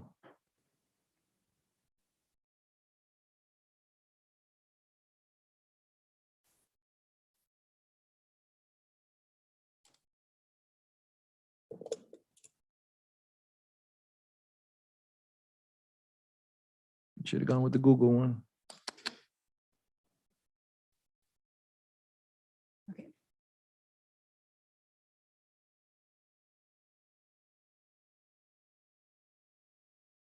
I'll take 5. All right, yes, ma'am. Yep, there we go. Good evening, Mayor, Council. Good evening, ma'am. I have just a couple of things I would like to make a comment. First and foremost, I was very, very disappointed that I did not see any flags, American flags, flying on our city's busiest street for the 4th of July. This is our country. Forest Park is in the state of Georgia. Georgia's included in our country. And I think that it was a miss, and I don't know whose fault it was, but it was highly, it was terrible. It was tragic that we couldn't show our colors on our nation's birthday. My husband fought the Vietnam War for y'all, all of y'all, to have freedoms. And he salutes that flag along with myself. And I think we ought to at least show our colors. Number 2, we lost 2 more police officers last week. I agree with you, Ms. Wells, we did. What's Clark doing with them? We still got them leaving. I think Clark needs to go. Number 3, our fire stations. I was under the impression before the June 6th, well, even at the June 7th meeting, when he produced this picture of what he wanted Station 3 to look like, with the city in there and the fire station, police station, I was totally against that. Still am. I was under the impression that we would have Station 2 at the Parkway. Station 1 would be renovated Station 3. They were considering either renovating it or moving it to that new site. I still stand beside that. Let's don't spend any more money than we have to, so we can save some money to spend on something else that y'all want to do. I also have one concern. I was told that, I want to get it right, sorry. We don't have anyone in records or court clerks anymore, Mr. Cooper, Dr. Cooper. I was told that. Is that true? And I was told too that the judge said not to confirm any more city warrants to our police. And I wanted to know if that was true. I realize the city of Forest Park is short on cops, and we need to have that addressed. We need to entice men to come instead of losing them. Thank you. Swami? I'm gonna greet you all, 'cause I don't want to lose my minute. Can I help y'all out just a little bit here, okay? I'm gonna just start off right now. I want to come and talk about this HVAC contract. As we know, they stated with a pretty decent presentation, saying that it would be like a reserve if we get in hardship that our public service cannot come and do the task. Public work task is overbearing right now. So this would be like a substitute. So y'all please consider this contract. It's not saying we are spending our money, but we do have reserve with our money. And if they have been here since 1977, and they can do rebates, or they can get with your analysts here to show them how to do the SPLOD, to get funding, because there are a lot of funding out here, they can assist us with this program. And if they've been there since 1997, we're gonna have to buy some new units in a minute anyway. Let me skip on, okay, I got 3 minutes. Okay, now let's go to talk about getting some grants. I don't know who is in place of Ms. Redding, but when Ms. Redding was here before she took on the city manager, she always went and found grants. I don't know the last time that we had $100,000, $200,000 grant in this city. I would love to see more grants come into the city. More than $2,000, more than 1,000 or 15. Let's find the money. It's there. Now let me get on. I got to go. I got 3 minutes. I want to talk about the police department. That is the apple of our eye. If I can't sleep at night, I don't want the emergency service to come. I don't want public work to come. And I definitely don't want you all to come. I want the police officer to come. So we need to find out what's taking them over there. We need to enhance this police department and make it friendly and comfortable for them to want to stay, grow, work, and play. That's first priority. Now, our emergency service, fire and ambulance service, we need them.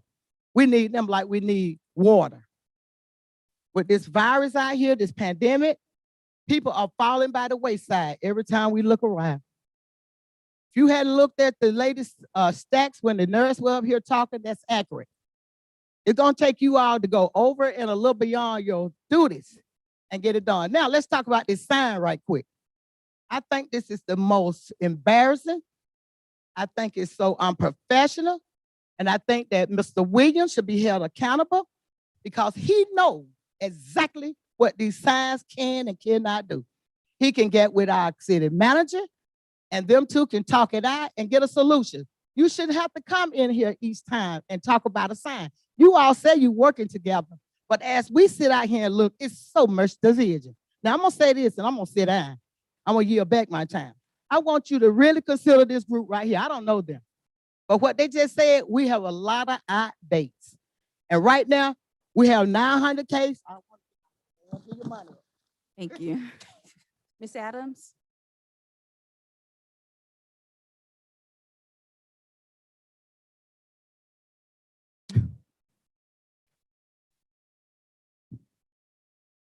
Good evening. Can you all hear me? Yes. Okay. I have a list of things that I had made to talk to you all about. And I understand that we're supposed to be getting some funds into the city. And I want to address some of the things that I see that we can utilize these funds for. First of all, animal control. We have a lot of stray cats, stray dogs. You know, you've seen the story about the foxes that's been biting people, and we have had fox sightings here. But we don't have an animal control that can handle it. Ms. Johnson had been around for about 99 and a half years, and we hadn't had any, help. And so now we got some new help, but we need a facility to help with the animal control. Number two, the equipment to clean the streets. I understand that some of the equipment is down. Buy some new equipment so our streets could be a little more clean, a lot more clean than they are now. Cutting back of the tree limbs. I mentioned this before. Now we have limbs that are hanging over the trees are dead. And on top of that, one fell on my car. And I could have had an accident or even been dead. But we have some that are obstructing the stop signs and stuff. So I think we need to look at that kind of stuff. Replacement of the streets where the roots have grown up from trees. You about try to go around one of them things and you'll hurt yourself and you'll hurt your car, you'll hurt somebody else. So also when we talk about this sign ordinance, I want to see y'all put up some signs that say no littering, no loitering, no loud music, in the city. I don't want to see no signs talking about fun Fridays and nothing else when you ain't doing what you're supposed to be doing to clean up this city, okay? Some of those things are even out there, like I say, where you want to spend money on park events, but I live in a house where I want to see my streets clean. I want to see the neighbors clean up stuff. And the immature interaction among the council members up here is akin to children having a temper tantrum. I don't want to see you all go back and forth like you're going. It's ignorant, and let's look at some decorum. If you all need to go to class to learn how to handle a meeting, then go to class. But don't sit up here and embarrass us like this. Number 7, sister cities. I agree with Ms. Akins-Wells. What about Calvary Baptist, Calvary Refuge Center over here? What about the help they need? And I know y'all surprised that I agree with her because I don't agree with nothing else she says up here. I just don't like We you. just But look, that's my chair. Let me go for the policeman and take me out. People took Miss you out of Emily here. Moreno.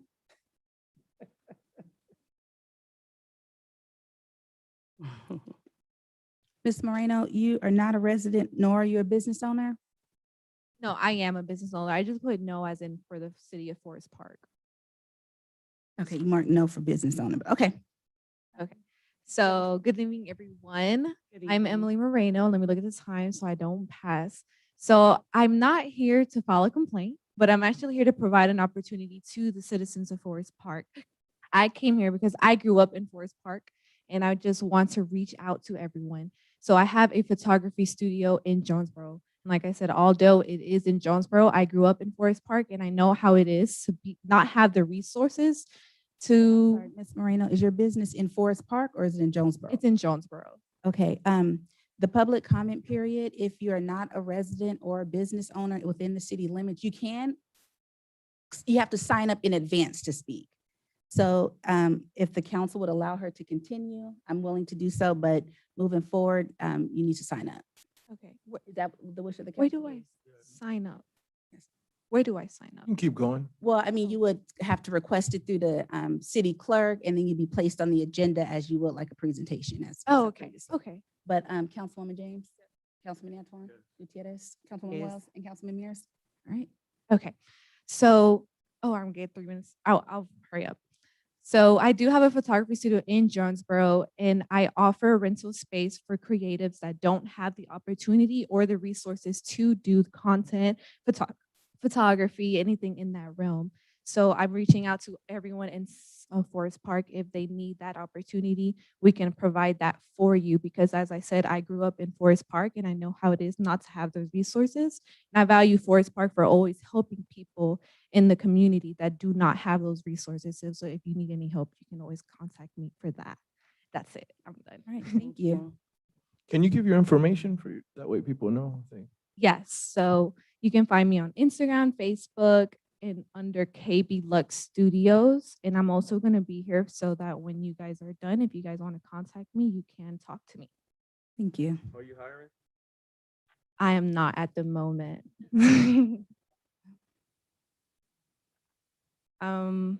Well, it's pretty much all social media, so I don't have a phone number, but I can give you my personal number if anyone needs it. Well, not now, if they want. Yeah, no, yeah, not now, but I'm saying after all of this. Yeah. Thank you. Yeah. Is it Beauty Boyd? Hello. I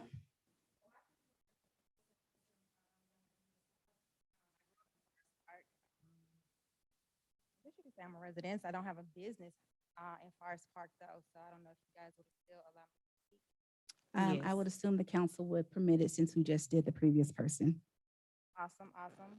Again, so my name is Boyd, and I grew up in Forest Park. I have gone to both the elementary school, the middle school, and the high school. So I've seen this city from the inside out transformed. I've seen the good, I've seen the bad, you know. And about a month ago, I came to speak at the city council meeting for to present what I wanted to present before council. I was told by Diane White that I needed it to be presented in a what is it? What am I thinking about? A proposal format. I did that. She presented the proposal to the city manager, who declined to have me speak at the city council meeting, as he said it just was not part of the agenda for whatever it is that we were going to be talking about. Okay, so being a member or being someone who grew up in this city, again, I have a business. I've seen the city grow from inside from out. I'm a speaker, which is so crazy because I'm actually a little nervous, but God grant me favor and peace and direct this conversation so that what needs to be said needs to be said. Because I'm so for what is going on in Haiti. I really am. My heart goes out to those people. My mother works at Huey Elementary. There are those same kids that go to that school who sometimes don't eat if they don't go to Huey Elementary. I went to Huey Elementary. You know what I mean? And so I think sometimes we need to check our backyard before we kind of go outskirts a lot of times. And so I have a business called the Beauty Agency of Georgia. Primarily it's for women. We transform from the inside out using health and wellness and different techniques that I've mastered along the way. But I wanted to take it a step further and present that to the city. So it was called the Great Health and Wealth Initiative. And if anybody knows anything about health and wealth, if you are, there's no way you can obtain wealth without being truly healthy. And health first starts in the mind. And so we have to change the way we think and the way we move. You know, you look at Buckhead and you look at Johns Creek. Those cities were not those cities before there was a woman like me or women and men like you all who stood before council and said there's something that has to change. We shouldn't be asking for $5,000 and $10,000. We should be donating $5,000 or $10,000 to these schools, to our recreational system, to the parks. We should be having a job fair for our policemen. And so I wanted to present my health and wealth initiative because I realized Main Street is a historic street that is nothing short of anything like downtown McDonough, Peachtree Street. I mean, there is wealth within this city right here where we are. We're not able to obtain it because we are too closed-minded. We can't see for looking. I'm a visionary, so I see beyond with the current. I have assessed the present. Dang, 4 seconds. I have assessed the present moment, but I do realize where this city needs to go. So I don't know. I need to speak to someone in terms of the buildings that are here. I was told that I couldn't do that, so I don't want to go over, but that's pretty much my agenda. Thank you. Yes, thank you. Everyone had the opportunity to review the minutes from June 21st. Are there any changes to be recommended? If there are none, is there a motion to approve group minutes together and approve as this? So move. Now it's Councilman Mears. Is there a second? Second. That was Councilman Gutierrez. Any discussion? Councilwoman James? Yes. Councilman Antoine? Councilman Gutierrez? Yes. Councilwoman Wells? Yes. And Councilman Mears? Yes. Thank you. Item 2, approval of a 1-year ABM contract. Is there a motion on this item? And if so, what option? I make a motion for option one. That was Councilwoman Wells. Is there a second? That was second. Councilwoman James. Any discussion? Councilwoman James? Yes. Councilman Antoine? Yes. Councilman Gutierrez? I had like a topic of discussion. I wanted to see what the city manager thought or recommended. If you're asking that, it would be option one. Okay, thank you. Yes. Councilwoman Wells? Yes. And Councilman Mears? Yes. What are we on? That was, okay, item 3, approval of 3 vendors for exterior ground maintenance services on a standby basis. Is there a motion to approve this item? So moved. That was Councilwoman James. Is there a second?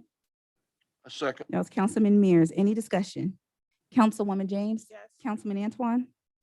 Yes. Councilman Gutierrez? Yes. Councilwoman Wells? Abstain. And Councilman Mears? Yes.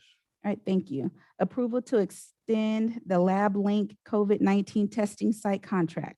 Is there a motion to approve this item? So moved. That was Councilwoman James. Is there a second?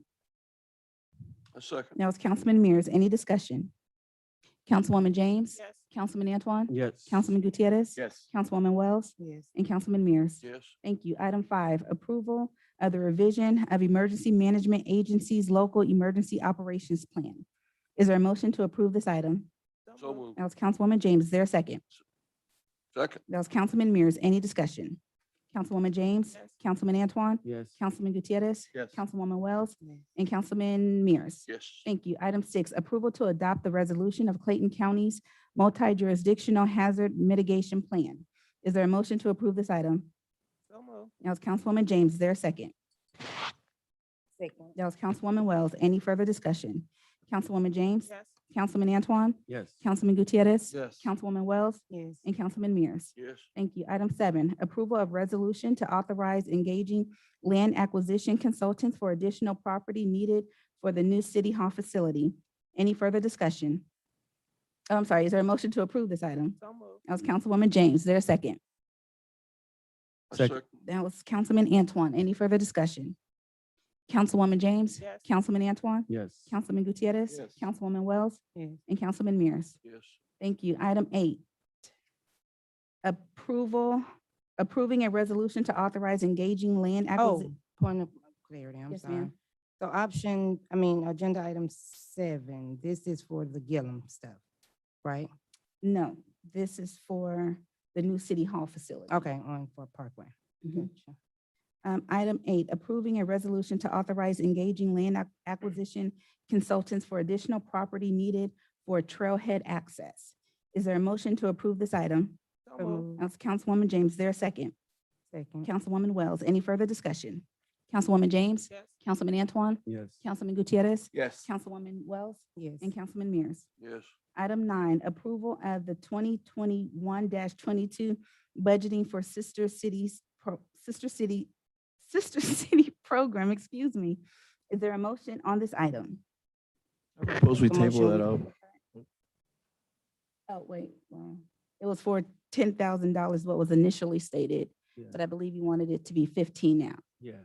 Okay, well, there's, I think I heard Councilwoman Wells make a motion. Or Councilman I was Gutierrez. saying to table it, but I don't know what you. second. So there's a motion to table by Councilman Gutierrez, and it was seconded by Councilwoman Wells. Is there any further discussion? Yes, Madam Mayor. Yes, ma'am. So the previous budget that we approved for the sister cities, I was under the impression that it was an annual. Was it not an annual? It was. Is that the con- No, ma'am. It was actually a one-time. I went back and checked the minutes. It was supposed to be a one-time option, but again, you can bring it back every year to reoccur it. Okay, so the option to become a sister city, that was something that we did, right? Like it was. Yes, it that's was- an annual payment, yes. Okay. So we are a sister city. It's just a matter of approving a budget for the. Yes, ma'am. Can we go back, put this on the next, agenda? That'd be fine. And this time it'll just be for the approval of the 15 for the Sister City budget, not the additional funds. All right, thank you. The motion was to table it. Okay, the motion was on the floor to table the item. Councilwoman James? Yes. Councilman Antoine? Yes. Councilman Gutierrez? Yes. Councilwoman Wells? Yes. And Councilman Mears. Yes. Item 10, approval of a resolution of signage of all city events. Is there a motion on this item? I make a motion to amend the proposed resolution around the city signage to exempt city officials from having to get permits or approval to promote city-sponsored events. All right, there's a motion on the floor. Is there a second? So how would that change this, Wait, Mike? let's get a second first in the discussion. You want to second it and then ask your question? I can't ask unless. It has to be in a second. Second. Mike, so how would it change this?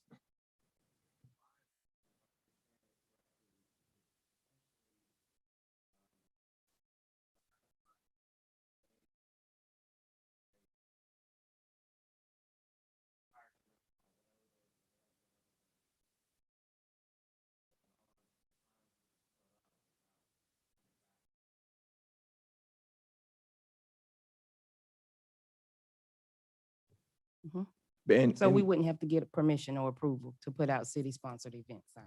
but initially we changed that because we said we weren't exempt of the law, I guess, right? Or we are exempt based on.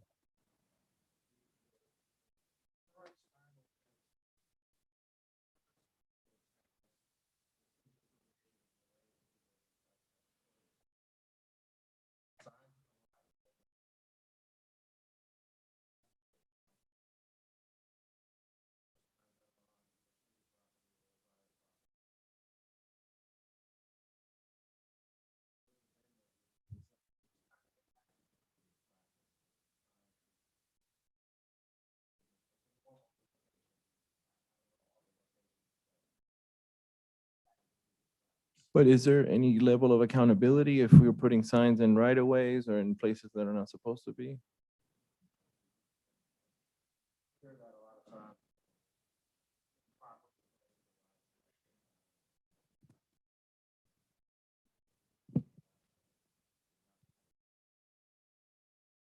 So this ordinance is not gonna do that. It's gonna just be everywhere. No, Mike knows what I'm trying to say. What I'm saying is, again, council members or elected officials, the city, the police department, the Parks and Rec department, anybody can put a sign, a city sign on city property. The right of way belongs to the city. Like, how is that so hard to understand? We can Right. put our signs out to promote a city event if that's what we want to do. We don't have to go to another elected official to get approval. And just because one person don't want to see it, well, you have a whole community that does. Any So, other yeah, we dis- shouldn't have to get permission to. Any put other out signs. discussion? So there is a motion. Yeah, hold on. So the one that Mike, that you brought up, that one says that city officials have to approve them? Mhm. So under the prior, under the current ordinance, city officials, I'm sorry, the city council has to approve signs in the right of way. If you adopt this, that will essentially provide that approval and you would basically operate just like you had been operating for years and years until this year. I just don't want signs in the right of ways to distract drivers from driving. Calm down, please. I know, ma'am. Thank you. Thank you. Where in And since we're discussion? having conversation, so let me explain, because maybe people don't know what a right of way is. The sign where my sign and Councilman Gutierrez city sign was on Jonesboro Road in that triangle in Courtney Drive. That's the right of way. We have a fence there specifically for city signs. So when you say you don't want it in the city right of way, well, that's the city right of way. We designated those places for city signs. So what they're trying to do is take that away. You can't put a sign on city property without coming to get approval. And if somebody feels some type of way about you or an event you have going on, they can say, no, I'm not approving it to go in the right of way. This, what I just made a motion to amend it for, you don't have to get permission from another elected official to put a city sign up to promote a city-sponsored event. It's That's all it restoring is. it to how it was. That's it. There's a motion on the floor. Councilwoman James? No. Councilman Antoine? Councilman Gutierrez? Yes. Councilwoman Wells? Yes. And Councilman Mears? All right. Closing comments. Councilwoman James?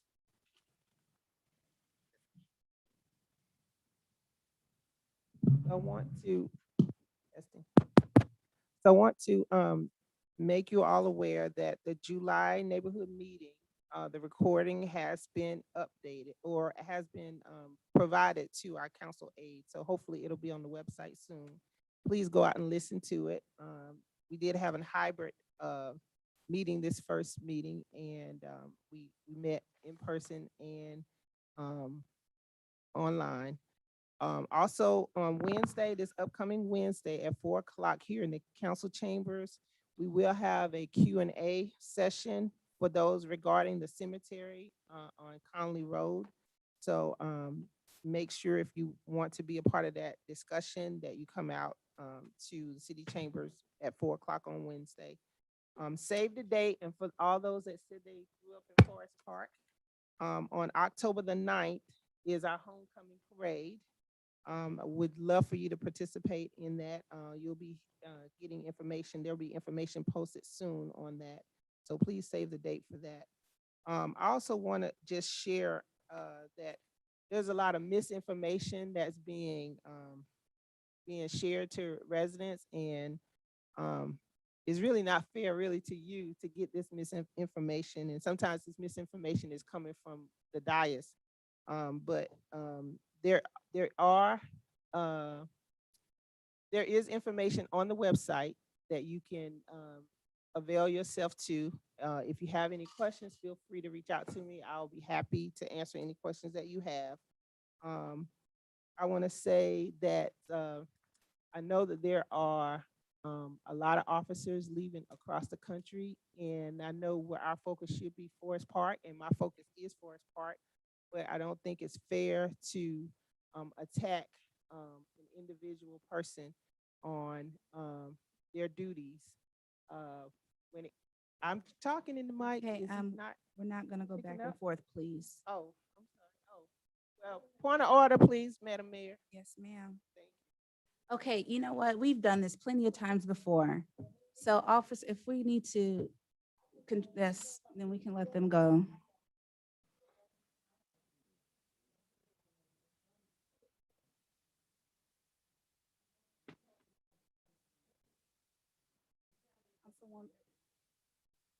Okay, so as I was stating, I think that is not fair to target our directors when they're doing the job that we've hired them to do. So I want to make sure that you all get the right information. If you want to find out why people are leaving, you can find out why people are leaving. A lot of them are moving. We have people that are getting out of the field of things. A lot of the reasons have nothing to do with the city of Forest Park. So make sure you get that information before you target the first individual to say that someone should leave, because we spend a lot of money trying to find the right people to serve our community. And I think we did a fine job in what we've done. So thank you. And again, thank you all for coming out. I really appreciate you. And anytime you need to reach out to me, please feel free. Councilman Antoine? Yes, thank you for everybody coming up to the new like everybody know that we're still having our dive that was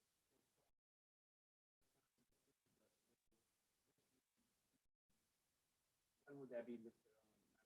Next date? That's in August. Secondly, don't forget the community center is still offering the assistance program, $800 for the car bill that they will take off. I have more information about that. You can see me after this. Also, everybody know, well, you don't know about this, but Georgia has where rental assistance program that will pay up to 16 months because of program that I have available to everybody. And I'm here for you guys. Concerns I was brought up.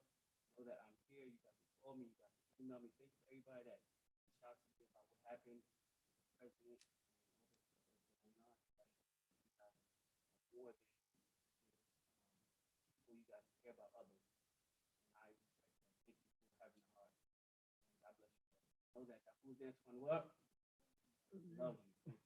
Councilman Gutierrez. Yes, just really motivated to be here today. It was really nice to see these young business owners and young entrepreneurs that are from Forest Park. It's really refreshing.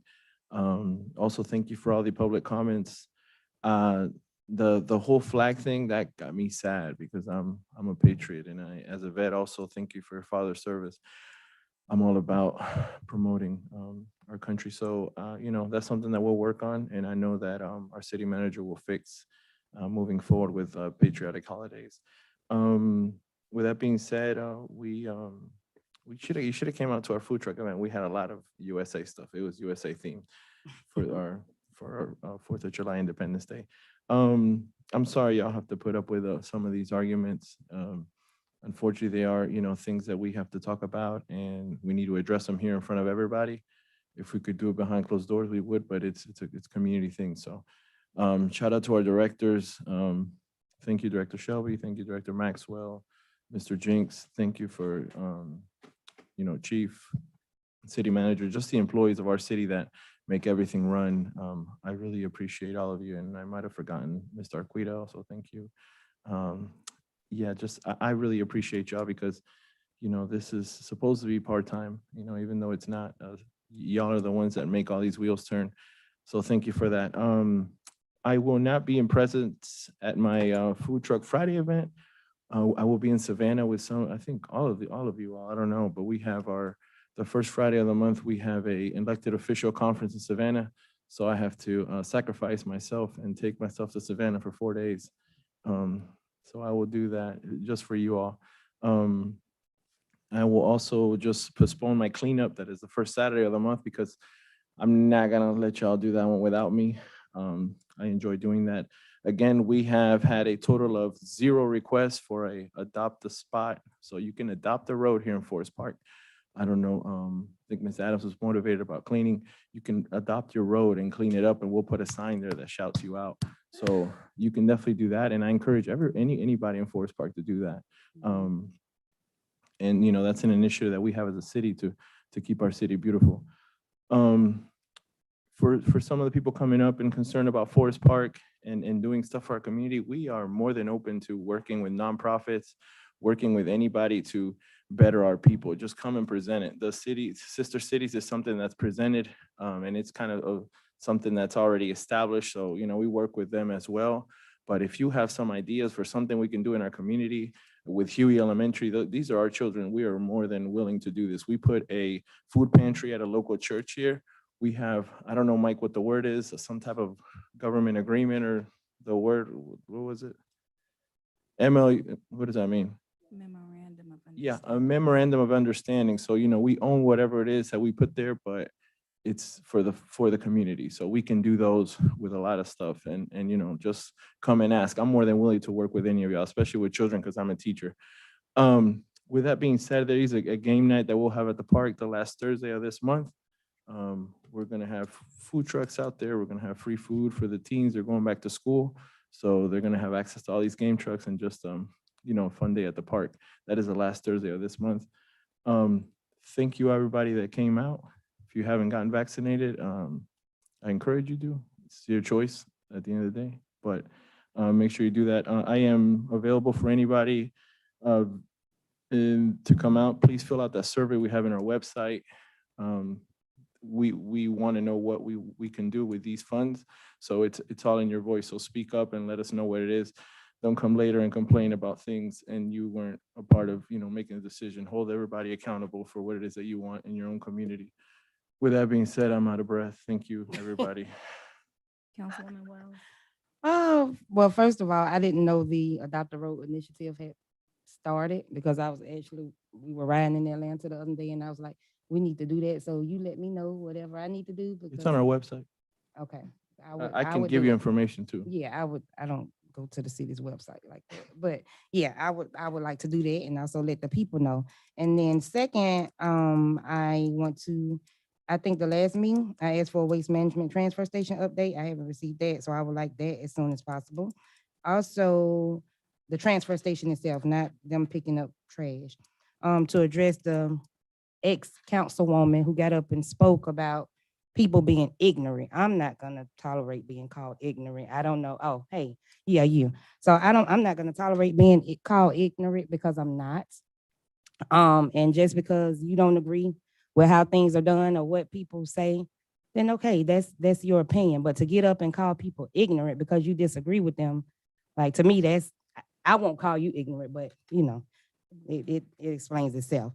And also, the one thing that I do agree with her on is the cat problem because I get a lot of residents to complain about that, as well as the coyote problem that we've been talking about forever. And I saw on the news about the foxes and how they acted expeditiously to get that taken care of, and we can't even put out traps for coyotes, or we can't even hire animal control to do something about these cats in our people's backyard.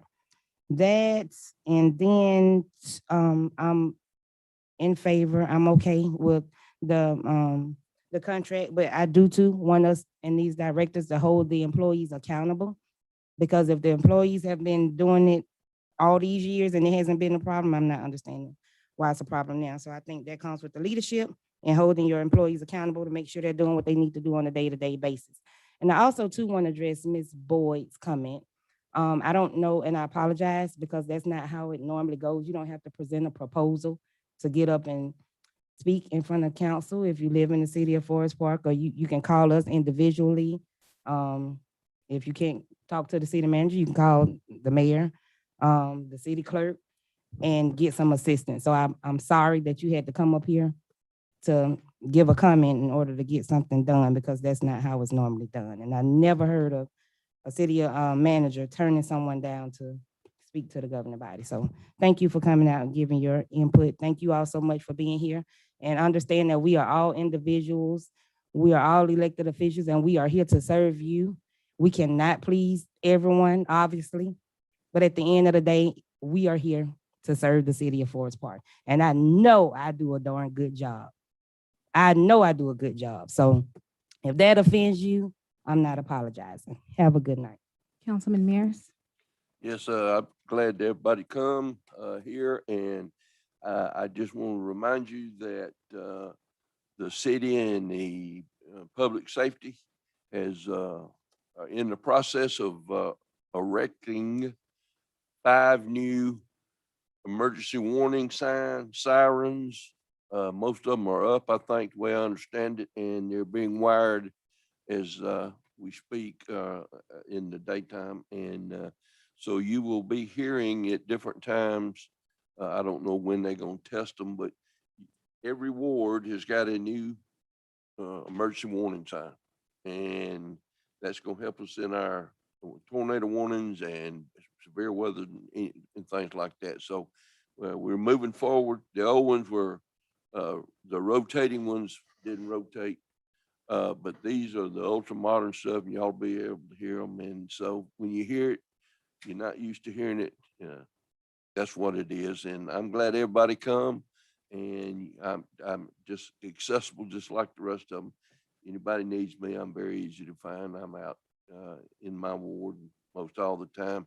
And about Mr. Hector's talking, I'm fortunate in my ward that I have a group of individuals that take it amongst themselves. They don't adopt a street. They adopt a whole neighborhood. You will see ladies and men in my ward periodically walking, picking up trash and taking pride in the community. So it's good if you want to adopt a ward, but I've been fortunate enough to have people in my ward that take enough pride in their self and their community to do it on their own. So that being said, I'm glad everybody come and y'all had a good evening. Councilman Gutierrez. I'm sorry. Thank you, Mayor. I know I said one thing, but I just noticed Ms. Brown out there. Thank you, ma'am, also. I just didn't recognize a new look. I did want to thank, I found out today through an email that Miss Caitlin is not going to be here with us. I just want to just say thank you. She's an employee under Mr. Shelby's department over there. So I just want to really thank her for everything she's done for us. I had the privilege to work on her with some of the cemetery stuff, and she was a really bright young lady. So I just want to wish her the best. And then Ms. Cassandra, our other council aide, I just want to wish her the best as well. this young lady has done just so much for me and my events and everything and our website and our city. So I just really want to wish her the best in her new endeavors. And I know she's going to be great wherever she goes or whoever she ends up working for. So thank you so much, Ms. Cassandra. Thank you, Ms. Caitlin. Yes, one more thing, Hector. Thank you for reminding me. I'm so sorry. But yes, I too want to thank Miss Cassandra. Like, she is one of the best, and not only just council aides to us, but aid to the entire city, every department. She assists every department. She has done an amazing job, and I'm just happy that she can go somewhere where she's happy and people actually appreciate her work, because that's a fine young woman and she has helped me a lot. I don't know what I'm gonna do without her. Maybe me and Hector can assist each other, but but yes, thank you so much, Cassandra. And good luck on everything. And our journey doesn't stop here. So I'll be seeing her, but I just want to put that on record that I appreciate her so much. Thank you. No problem. Yes, I'm ma'am. sorry. I also want to send condolences. You all, we had one member of our family lost their brother. We had, I can do like this. We had a member of our council that lost their brother. So condolences to Miss Tanisha Dixon. Absolutely. All right, is there a motion to recess the regular meeting and into executive session for personnel, litigation, real estate, or legal matters? So moved. Okay, that's you. So moved. Councilwoman James, is there a second? That was Councilwoman Wells. All in favor? Aye.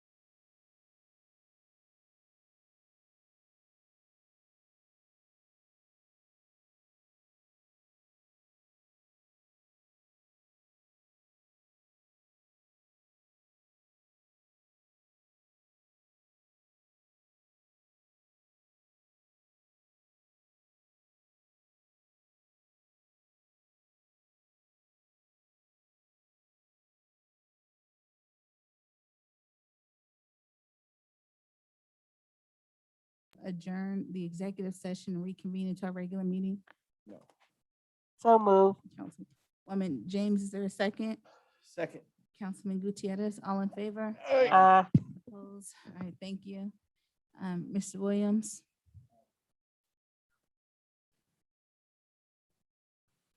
Based on the discussion in executive session, a motion would be in order to authorize the amendment of the organizational chart to provide for the movement of the position of office assistants from the Human Resources Department to the Recreation and Leisure Department. So move. That was Councilwoman James, their second. That was Councilman Gutierrez. Any discussion? Councilwoman James, Yes. Councilman Antoine, Councilman Gutierrez. Yes. And Councilman Mears. Yes. Was that 3 yeses? All right. Is there a motion to adjourn? So move. So move. That was Councilwoman James. Is there a second? You just don't vote. Councilman Mears, all in favor? Aye. Opposed? Thank you.